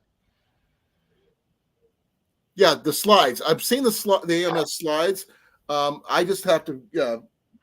That's one of the things I was going to look for when I was going to go to the Watch Your Flea Market, because a lot of people, you sell arrows. You see these little solid fiberglass, arrows. These things are just a beast. But my bows are heavy enough to shoot these with no issues, because these got a lot of stopping power when you hit them. Oh yeah, those things they're flexible, but they're pretty heavy. Exactly.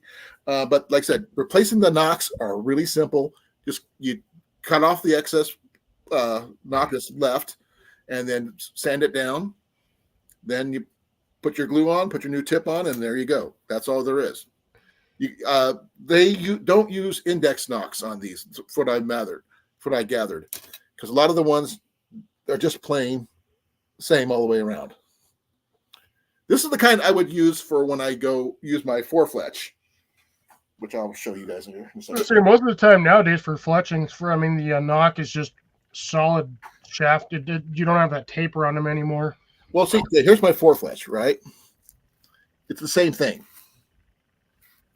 There's no indicator knock like they do have on, say, like this one here.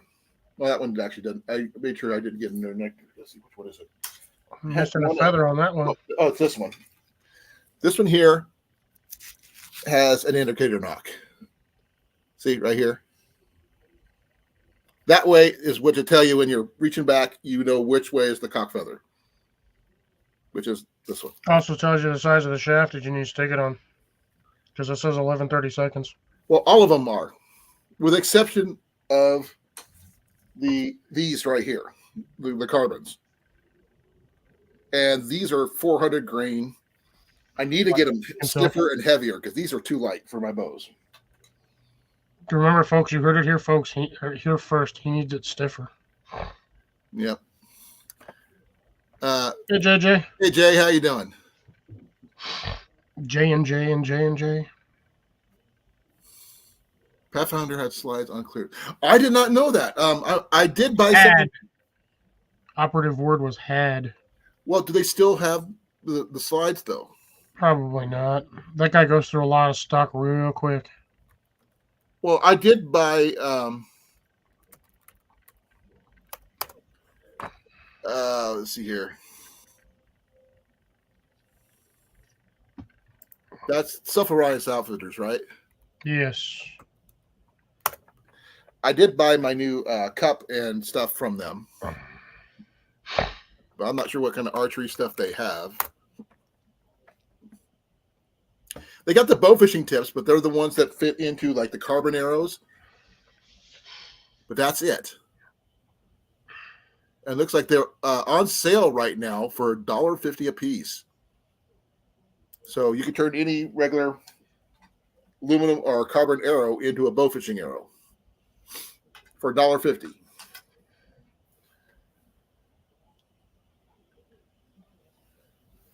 I just looked just now. I mean, I got my new Pathfinder cup with lid and little gripper deal to go with my Pathfinder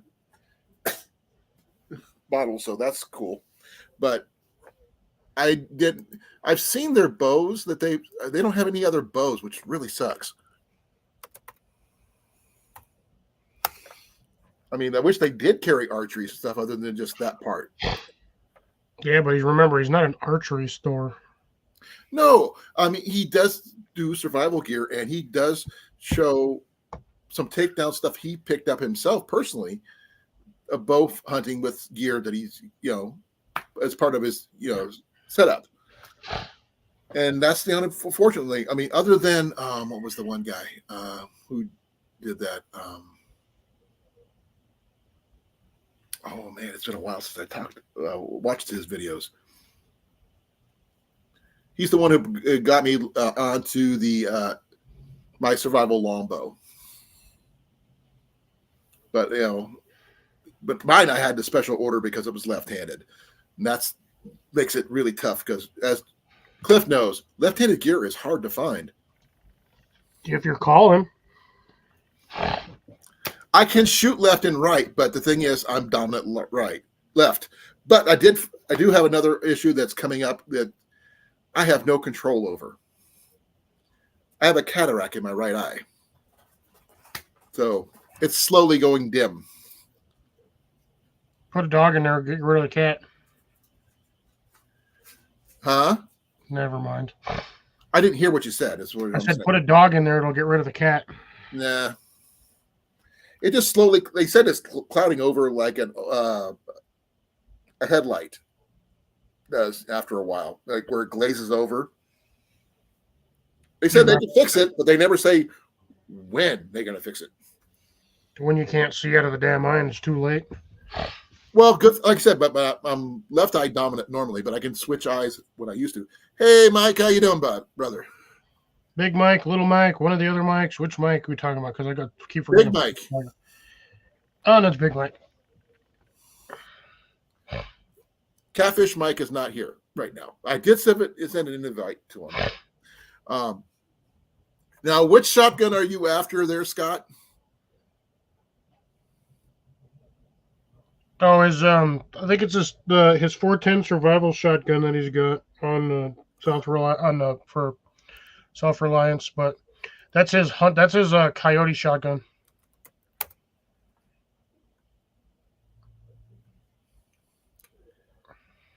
I don't think he has anything under shotgun so far. So He does not on his site. He's not going to. no. It's his personal use weapon that he uses for the. Stevens 301. I don't think I've ever seen one of those. That's just survival shotgun. It's a takedown shotgun. Like I said, I've never heard of that one. It's a Savage Arms single shot compact shotgun. Mike, aren't we all?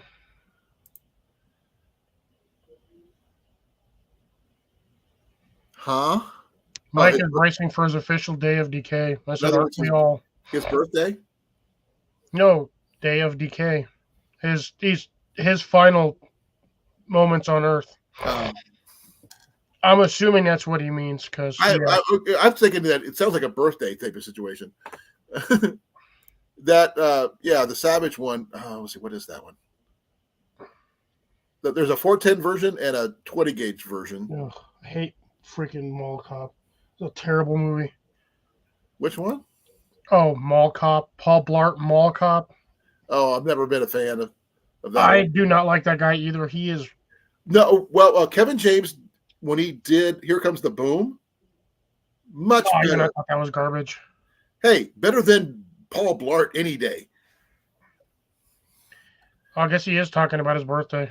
Yeah, you have to actually know Mike when he talks that way.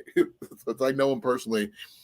It also could be construed as the day of your final breath. Yeah, but what the thing is, say the day your final breath is the day you become a vampire. Me, probably. Then you got undead life, sort of speak. It's one of three options are going to happen for me. Either A, I'm going to be an undead zombie. B, I'm going to turn into whatever the heck I think I am. And the option 3 is that I turn into some sort of undead, like vampire, but I don't feed on anything other than misery. I become an immortal like the Highlander. God, I could only imagine. It essentially would be the Highlander would essentially be Wolverine. Well, either Wolverine or Sabretooth, because they're brothers. And they're both about the same age. And you cannot drown any of them. There's actually one more person on, but he's not Marvel, that is also technically immortal. And a good guy, so to speak. Ton of them, but I mean, at the same time, technically Superman, but nope, not Superman. He can die of old age. It's actually after all the inhabitants of the planet have died. No, Plastic Man. No, it's actually been. I know it's like the worst. He's the like lamest superhero, though. The thing is, you know how he became a superhero? Probably the same way, somehow the same reason Joker became a villain. Okay. Similar lines. He fell into a vat of chemicals, yes. But that's not how he became a superhero. He was a small-time gangster originally. And once he got these powers, he didn't know what to do with them. So he flipped a coin. It landed heads up, being a hero. That's it. And the thing is, he two-faced that. Not by choice. He was actually he made a conscious choice to be a good guy. Does he have the tendencies to be greedy and wanting to take all the money, all that kind of stuff? Yes, but he, in the end of the day, he does the right thing. Yeah, so let's see. Now that we're on this subject, how many villains and or superheroes have actually become what they were due to a chemical accident? Now, it depends if you count Spider-Man or not. I would still, I would count that because technically it was a chemically altered spider that attacked him, which injected the altered venom into his system. So technically by default, I would say by proxy, yes, okay. On that one. I would say, yeah, I would say you got to count in Captain America. Captain America. You got to count in, give me a second here. I could say one, but you probably say no. But then I would give you the really grossest reason why. It would be yes. I'm kind of curious. Just throw it out there. Aquaman. But he wasn't chemically altered. Oh, yes, he was. His mom was a fish person and his dad was normal. Yeah, because they had what? They were sauced is what they had. They had sex. Well, yeah. So that's what I said. It's the grossest reason ever. But it's still not technically not like I'm talking about like scientifically chemically altered. Well, okay. You can't count the Hulk because his is actually radiation based, not chemically based. So the Hulk is kind of up in the air on that one, depending on which version you've watched. But yeah, his is radiation. You can also count out the entire Fantastic Four. That one was solar radiation, which no, that is space radiation. Yeah, solar. It was some weird form of solar radiation that altered them. So then you could count actually Rage.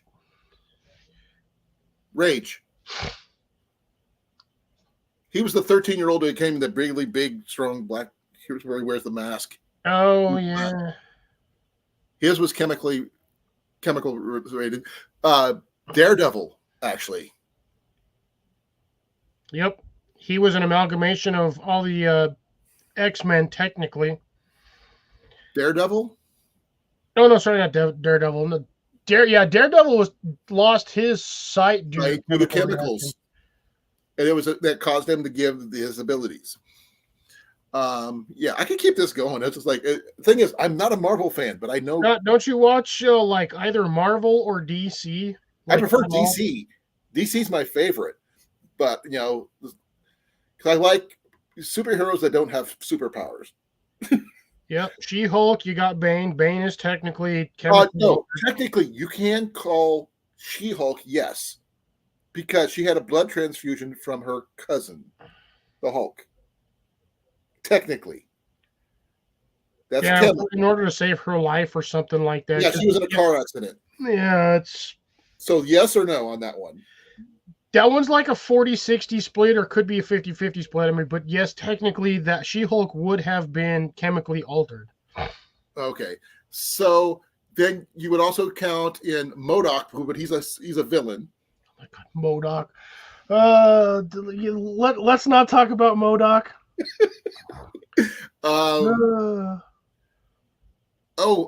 Metamorpho. He's like almost like Plastic Man.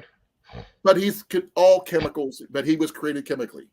Yeah, Flash was definitely one. He got whacked by lightning and then chucked into a chemical smorgasbord. Good choice, Smalley. Bane, yes. Poison Ivy, actually. Yep. Let's see here. You can technically count both the Joker and Harley Quinn for the same reason. Harley Quinn isn't technically her. She's just a psychopath. Yeah, but her skin and everything was done by the chemicals that she was dropped into by the Joker. But yeah, I mean, her personality, she doesn't have any powers. She's not a psychopath. She's a sociopath. She will admit it. Same difference. Yeah. Joker's a nut job. Let's see. You also have Sandman. Sandman was actually radiation based. Same thing. That's right on that one. Hydro Man, same thing. Vulture was mechanical. He was not but he did become. Actually, no. Then you would have to say Green Goblin. Yeah, somebody did. CR said Green Goblin. Yeah, good going there, CR. Because most people don't think about Green Goblin. Goblin too. Okay, the Ninja Turtles and Splinter, yes, as well as Rocksteady and Bebop. Chemically, those were chemical, all of them. Oh, that would have. Ooh, I don't know. That's okay. So that's a toss up on that one because you still would have had the comics from the like 60s and 70s for Daredevil. But that's all about the ooze for the turtles. And yeah, theirs was chemical spill. Yeah, it's the ooze. Which also changed Splinter. By the way, he's not wrong. Here's the funny thing. They're talking about Daredevil having the same chemical to give him the same powers as the Turtles. But the Turtles were featured in DC, not Marvel. Because they had... Blake went there. Yeah, Toxic Avenger. I was trying to avoid that guy the whole. You cannot.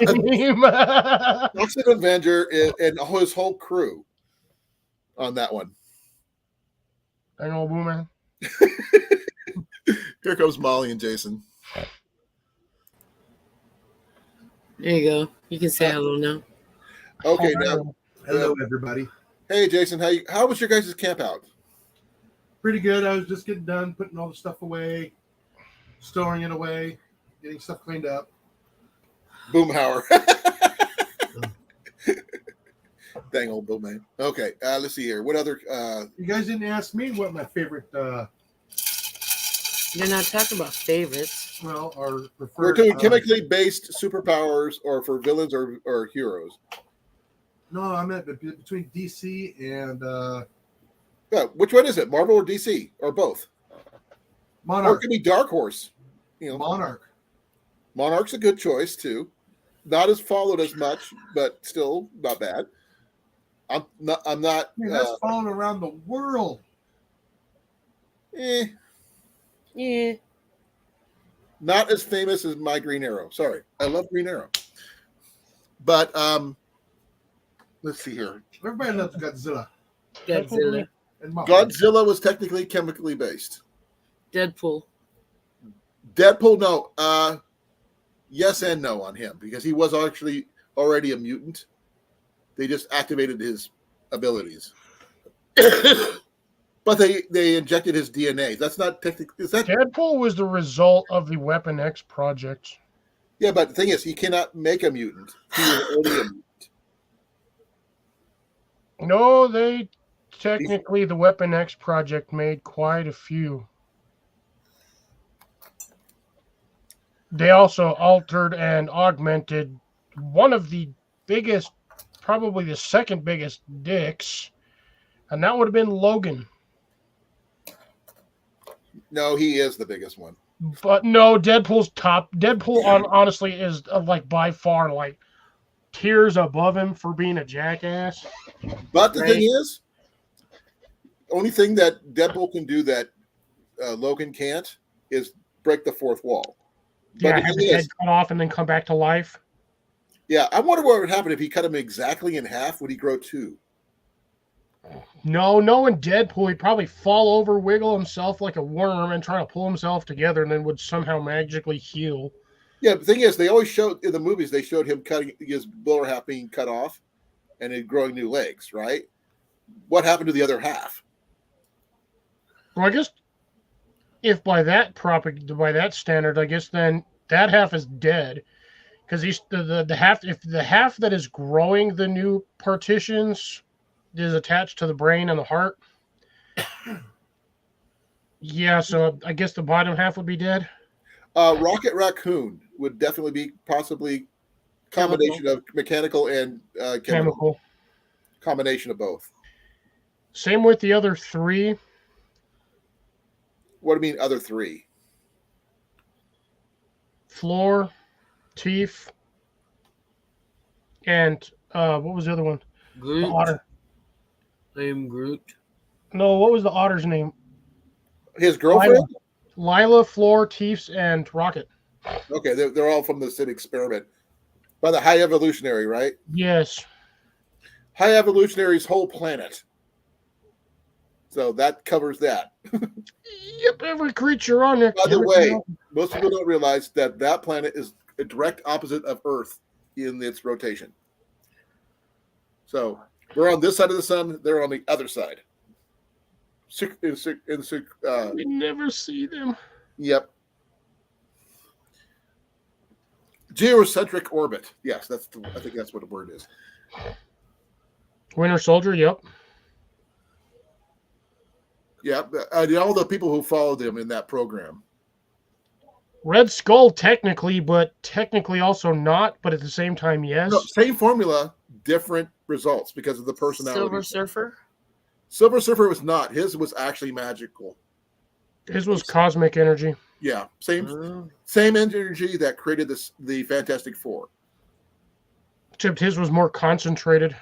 Elvis Elvis. didn't become chemically active until later. Elf. Let's see here. I'm trying to think of what else. Sounds like a tank outside, but it's not. It's one of those street cleaners. Street sweepers. Yeah. Street sweepers? Ooh, what is Let's this? see here. Ooh, something fun for me to watch. Coming tomorrow. All right, give me something to watch on the weekend. Oh, I'm not sure if this counts or not. Okay, there was someone who made a movie recently called Igor, who was a Renfield. Sorry, Renfield. He gets his powers from Count Dracula. Yeah, By eating bugs, he gets superpowers. Ew, gross. Oh yeah. Howard the Duck. Howard the Duck was actually an evolutionary thing on his own planet. He was not created that way. He was not. It was evolution, not created. Which I'm surprised, honestly, that over the last 30 or 40 years that movie has not been remade? That was the first one they did. First Marvel movie. I know, and I'm surprised it never got remade. But he has been brought back. Technically, yeah, in the Avengers, he was in one of the freaking tubes that Yeah. the collector had. Yeah.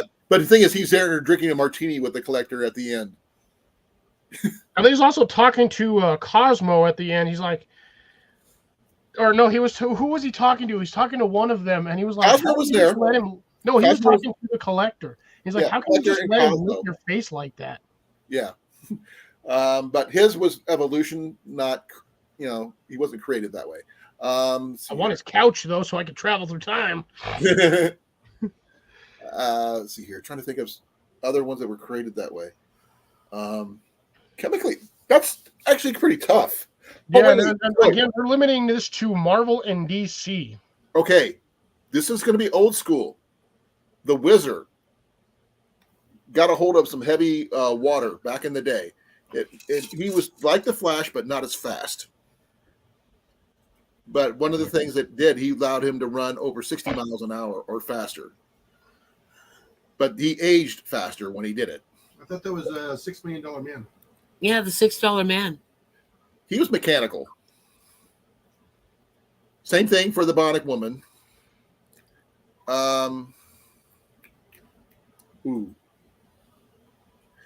Now, I don't know if that would count. Yeah, I know somebody just earlier said Groot, but Groot was technically, he's a sentient tree from his own planet. No. The movie they did about the guy who took the pills to make himself smarter. Okay. I'm not sure if huh? I don't know.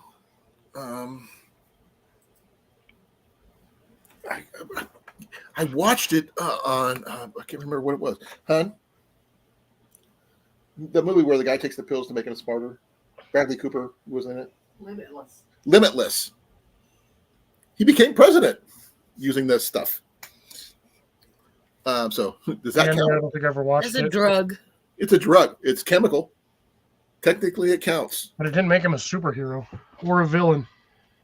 It depends on who you're, following. Basically, Politician, a villain. Thor's a Disney princess. Okay, I don't think so. Unless you count Jane Foster, then that would probably count. But Her powers were technically not.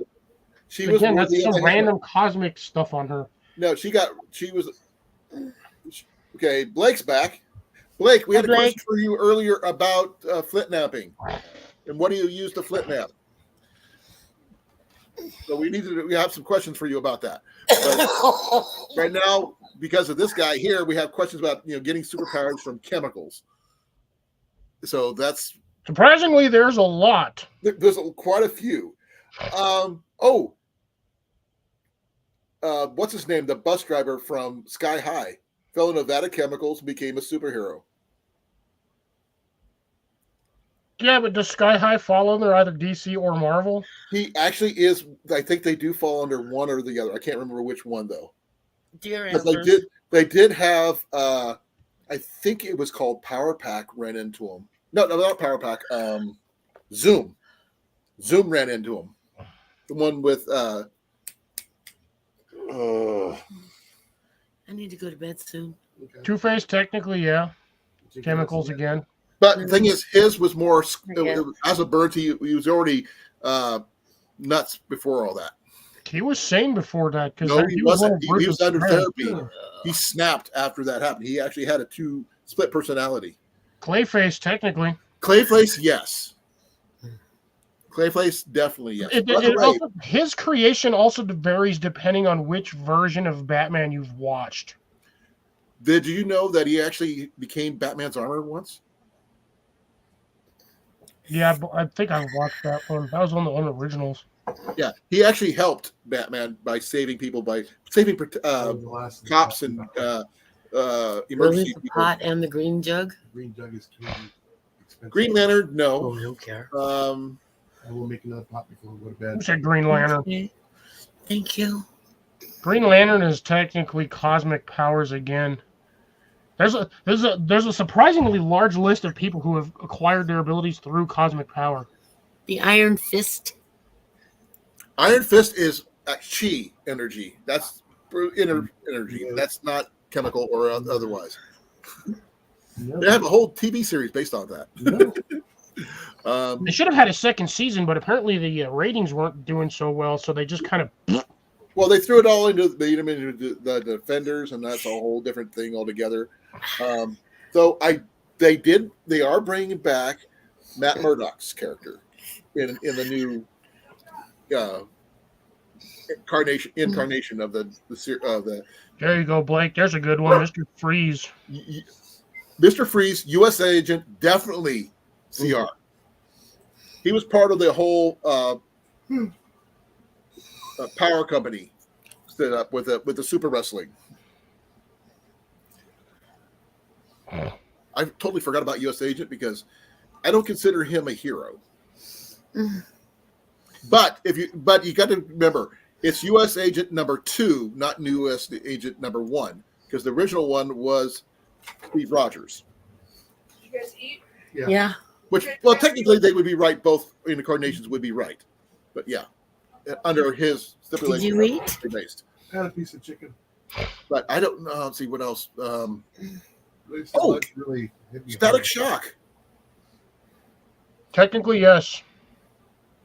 And anybody in that from that universe, which basically got folded over to the DCs. What about the Turtles? That's the Colan. Ninja Turtles. Ninja Turtles were already mentioned. I missed it. You have to start over. We can still throw it in. That's okay. Anti-hero, yeah, the anti-hero. I don't remember if anti-hero was creation through chemical. Let's see here. There was actually.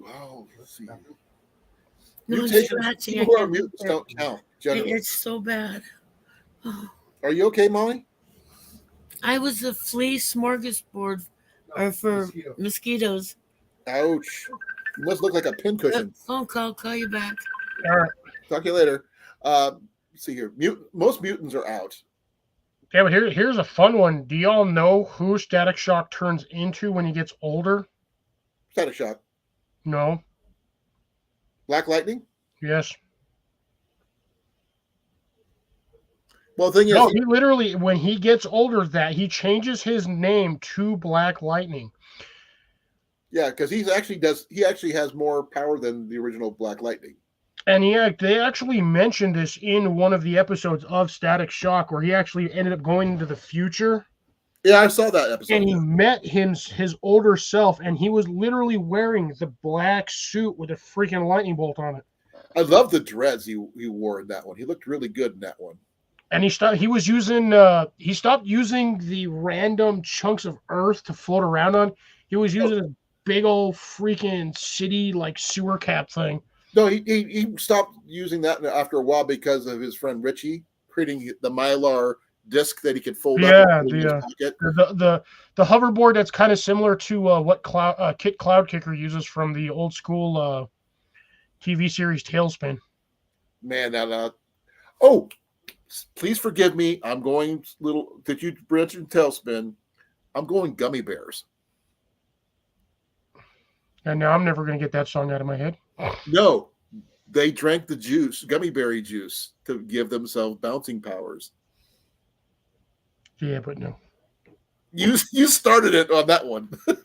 Yeah, but I was only making a reference to a. But the thing is, item. same company, different section, but that counts. They are technically superheroes of a sort. They're neither DC nor Marvel. Those don't count. Wrong, because Marvel is owned by Disney. Well, now. You didn't specify now, but that counts.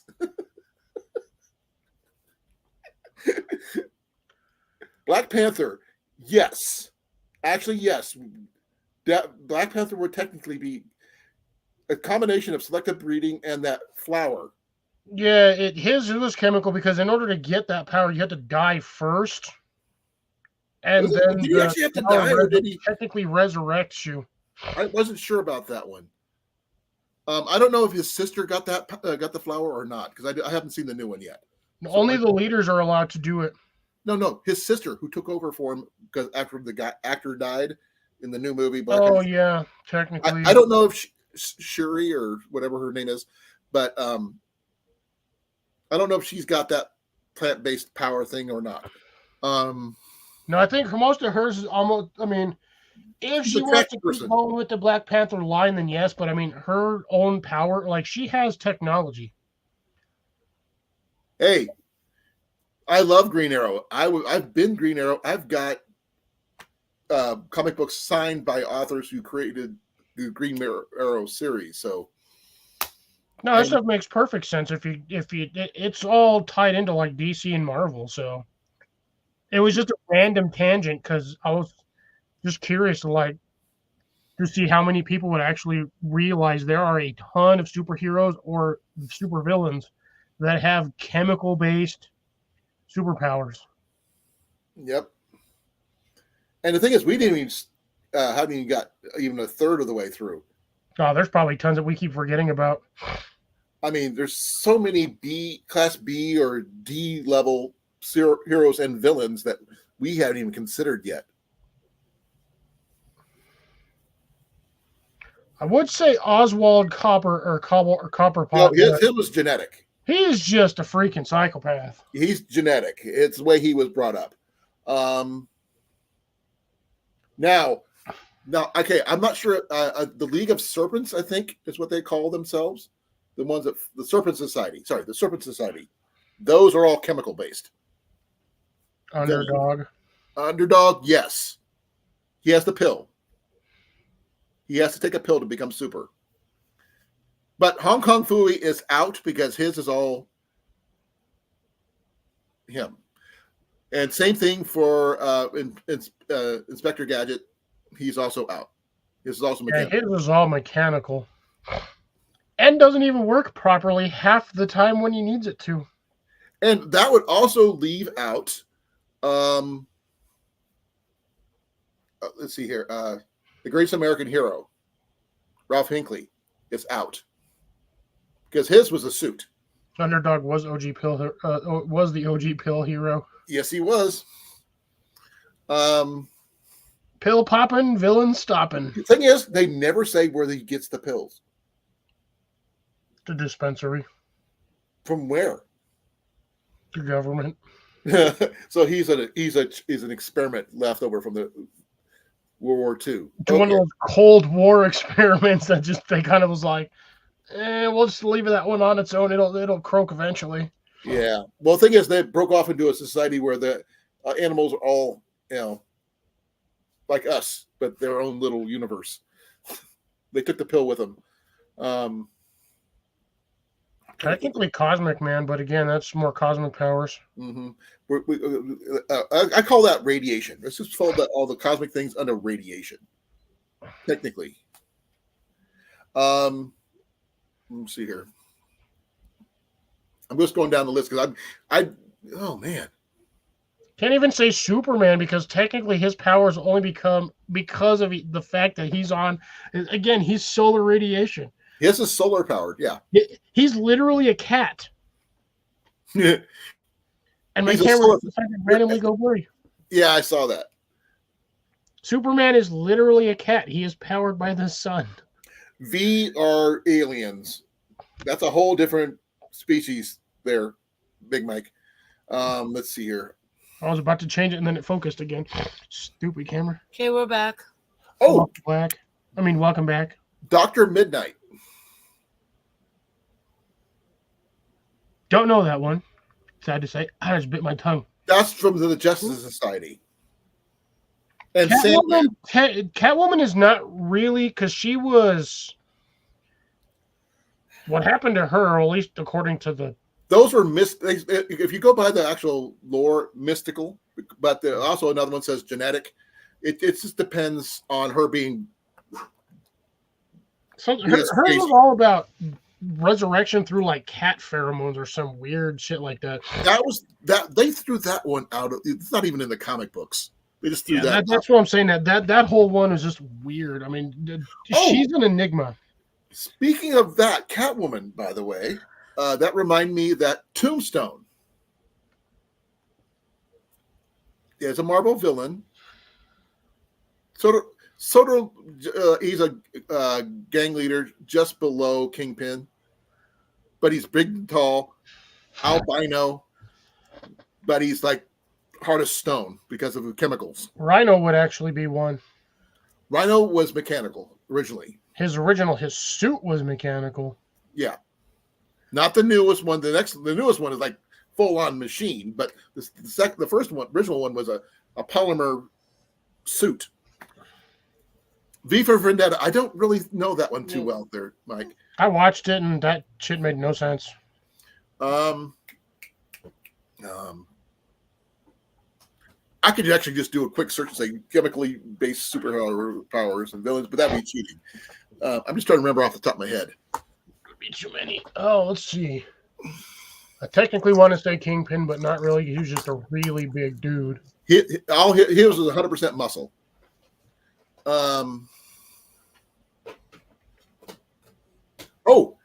Oh nope, that would be. I want to say Chairface, but at the same time, that's just a random cartoon that had that character in it, which I doubt anyone's going to remember. Black Cat doesn't count because she was irradiated with experimented on. Oh, actually, yes, Power Man. He was experimented on with chemically in prison, where it made his skin, hard as steel, bulletproof.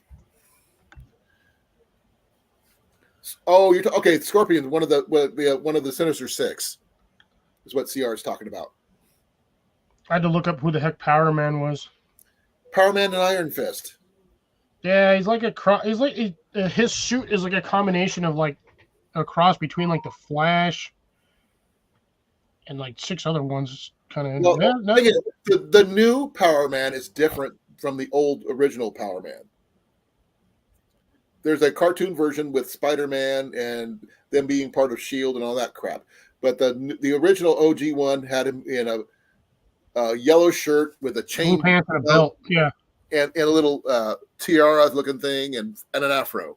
So very little afro, had like metal wrist cuffs and a big old chain and a blue belt. Yeah. I'm looking at the original one here. They actually had a TV series. It's actually that was Blade. His was genetic because he was born that way, but also chemically altered. Technically, no. Maybe because his mom was bit while he was being born. So that's also it's combination on that one. She was changed. He was genetic because he was still attached to his mom. So that one I don't know on that one. Can you count it? I kind of would. It's kind of him. I would say he's on the fence on that one. That's like a 50-50. That's a toss-up. Because he is a day walker, so that makes it a little different. If you watched the Van Helsing movie, he may be or may not be a superhero because he was made a werewolf, but he's not a werewolf, but he's still immortal. Was that honey? 967. You see that movie? Yeah. So I don't know, is his count or not? And is he still immortal after the movie? Because they never actually go into that lore on that one. Because he said he was originally a Roman, and it's hundreds of years after that. Well, yeah, technically Blade is being stopped. Dr. Jekyll, Mr. Hyde, yes, chemically based. Definitely. Oh, Dr. Jekyll and Mr. Hyde together again. Awesome movie. Got to see it, folks, if you get a chance. Totally hilarious.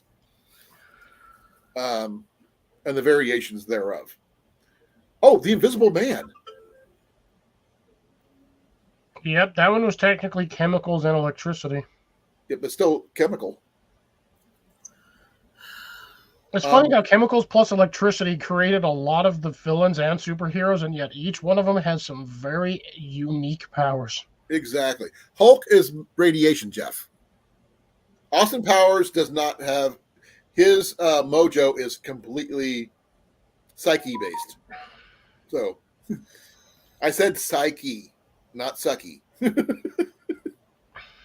And again, folks, we're trying to limit this to Marvel and DC. Bane has already been mentioned. Yes, we already know he's Bane and Poison Ivy are both chemical based. And Mr. Freeze. Mr. Freeze also his was actually genetic too. Well, he had a genetic. He was trying to solve what his wife had, and was using himself as a test subject, but then got cryo frozen, and there was something that went wrong. So it was an explosion. He created himself technically. Now, Dr. Manhattan. I want to see that one again. That's more cosmic than anything else. But he is in the Marvel DC universe. He belongs to one of check them. bigger. I don't know. Made him be a nudist. I know that. Get a bonus. Big blue dong in the face. I did not like that movie. Movie made no sense. It doesn't. But I did like Rorschach. I'm sorry. I just love 1014 instead of. I got a 27 hour raise. My favorite thing from that movie was I didn't get locked in here with you. You got locked in here with me. But okay. Oh man, Hancock, he's an angel, so he can't. This is all God powers.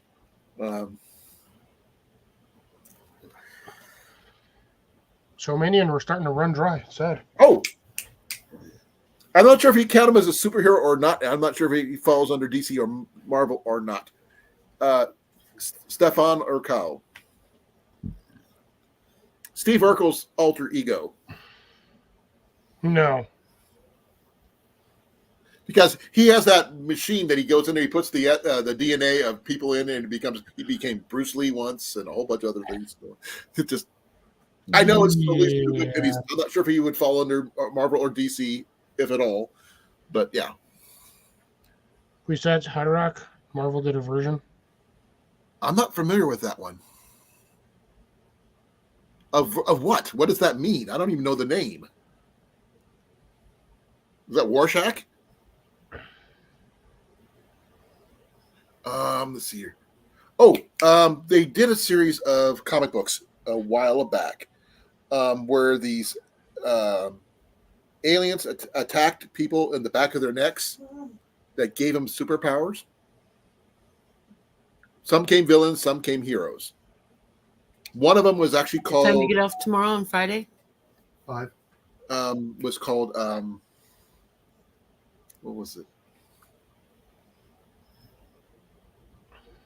It was a Christian thing because it was these two brothers. One became who was a priest originally, became a major villain, and the one who was basically a major bad guy, killed people, did drugs, the whole 9 yards, became a really good guy.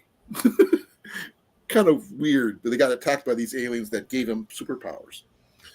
Yeah, that's not ringing that bell at all. I'm trying to remember. Bloodshot.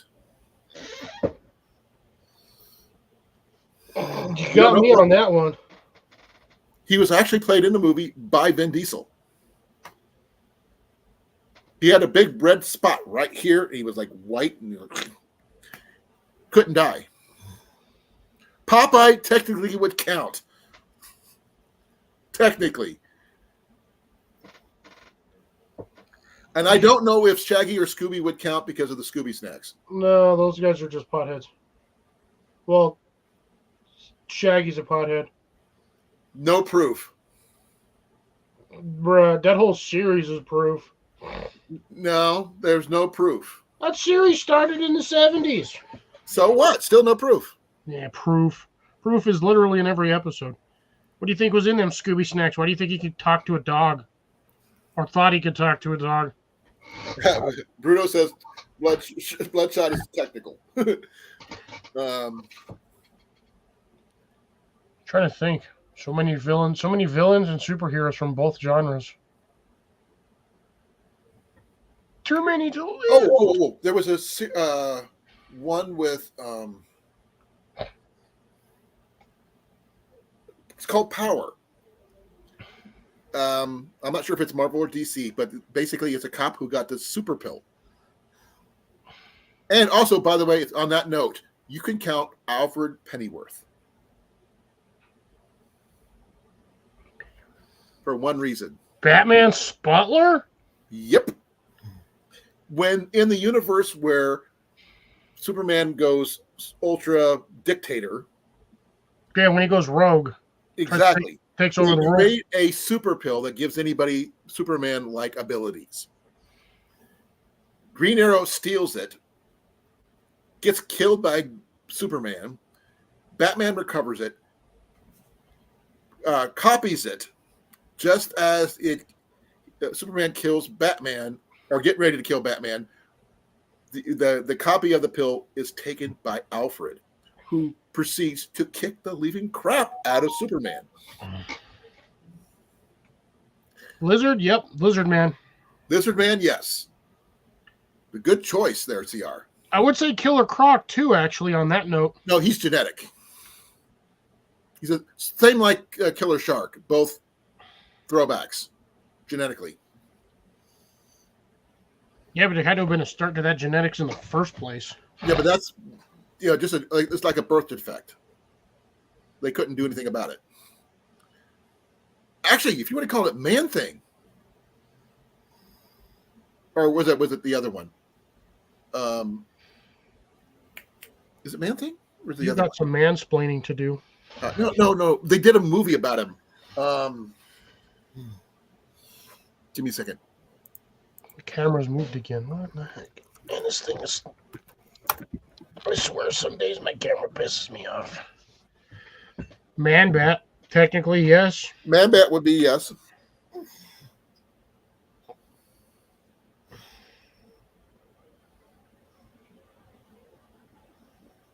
That's not the one I want. Yeah, I'm trying to figure out who the hell else.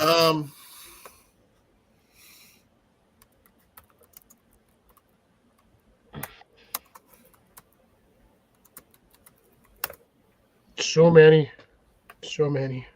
The Mask is not. No. Blue Beetle, no.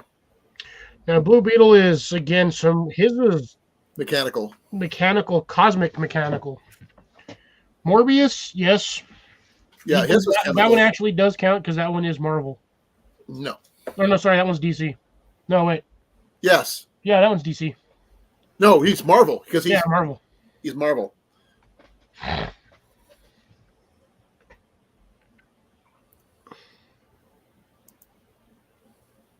Yeah, because he was a self-created vampire.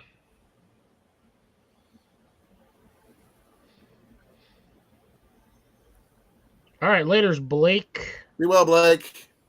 Blake. Yeah, it's almost time for us to get going too. We just got to. I just lost track of time.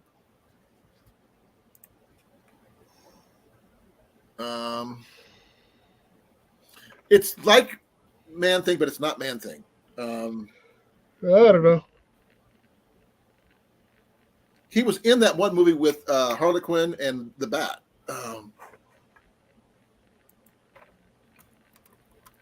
Give me a second.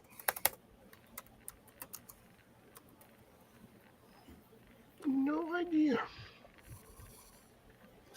Give me a second here. I am actually looking up the cast of that particular movie and find out if the character's name is who played the voice of him. It's not Poison Ivy. Okay. Kevin Conroy was in that one, which was really freaking cool. God, I'm trying to figure out who else. Swamp Thing. That's it. Not Man Thing, but Swamp Thing. he was created by chemicals and the swamp and everything. But technically, you would actually consider that Solomon Grundy. Yeah, I was going to say that's Solomon Grundy. Solomon Grundy would be the same. Yeah, his was magic, but also at the same time the chemicals in the swamp. This is a combination. Yeah, he's on the fence too, just like Blade. But his is more magic based than swamp thing is magic. Yeah, see, that's kind of what Solomon Grundy is. Solomon Grundy is a spell cast upon the swamp, but at the same time, all the chemicals that they dump in that swamp. Yeah, but Swamp Thing it was a botanist who created a special formula to make super plants, and it was burned into him and it spilled all over him at the same time. Chemical spill, basically. So, but he became part of what's called the Green. Actually, yes, Universal Soldier would count. And also, if you were to count, if you go on that count, you could talk about the Russian guy from the Rocky movies. I know what you're talking about, but I'm not seeing how. They pumped him full of steroids. Really? What? Cliffy. That counts. But Rocky still kicked his butt without steroids. Yeah, because you got a flying squirrel who was a flying squirrel that flew. Come on, computer malator. There are so many that we could go with. We could talk about this for weeks, but we got like 8 more minutes, folks. If y'all ask, I'm dying over here. Ugh. Spent the last 3 hours of my day mixing soil and getting pots ready for planting. You were a pothead, weren't you? Yeah, I was. Dude, I was covered from like head to toe in just soil mixture particles. But that was a good question there, Cliff. But we could go, do something like, between the B movies and comic books and stuff like that, we could talk about that stuff all day. There's so many, like you said, there's so many different versions of different characters that were chemically based, some who are cosmic based, which makes it a whole different ballgame for the most part. But any of the Dakotaverse, they're all chemical based, every one of them in that book. But they crossed over to the DC universe when Static came with Batman. So there's that. Yeah, I'll be chopping and dropping here in another couple of weeks as it keeps dropping down to stupid cold levels at night. Oh, man. Yeah, for some reason, all of my carrots are starting to get completely infested with aphids. So I was out there today spraying all my carrots with soap water. I actually saw a grasshopper yesterday. Oh, I've been seeing them suckers everywhere. Every time I walk by one of my plants, they'll pop out at me. They would be. It's October. Do you think they'd be gone? They're eating whatever leftovers that's still in the ground. Yeah. Mac is still going out and getting some of that sorghum that's growing in our yard. Ooh, that's cold, CR. It actually got down to 36 on Monday. I don't know if it's going to get any colder. So CR's talking about seeing 12 degrees Fahrenheit. Well, let me see what's coming up. See if there's anything. It's way below freezing. Sorry, tired as heck today. I'm gonna check the 10. Right now, it's supposed to be down to 55 tonight. It's 55 right now. It's still about 66 degrees in my greenhouse. Really? I actually have to go checkers. Later, Mike. Have a good one. Be well, Mike. I'm trying to see if I can find the 10-day forecast and see what that it's going to say. Mike's comment later. Night is all. Next time I chat with you, I will have withered even more by Earthern standards. Oh, it's supposed to get down to 31 on the 28th. Ooh. Mike's rate of decay is 24 hours at a time. Yeah. But 31 is going to be the cold. It's going to actually get below freezing. It's going to be 32 on the 29th. 31 on Halloween. 31 on Halloween, folks. I'm just looking forward Still to not it. cold enough for going hunting for rabbits, but It's close. Monday. Hopefully a delivery. But we have 4 more minutes. We're going to be winding this down. So thank you all for coming. I really appreciate it. Hope you guys who came for the Bowhunter safety course and apparently the snuck in bow fishing section, which was really a nice surprise. And we still passed, so yay. So we're going to be cutting it out right about why not now. So, be well, be safe. Love you guys all, and I will see you on Saturday on Cliff's channel if he's going to let people up. That is. All right. Good night, everybody. Be well. Love Take you all. care, folks. Naked See you all turkey next butts. time. We're ending in 5, 4, Naked turkey 3, butts. 2,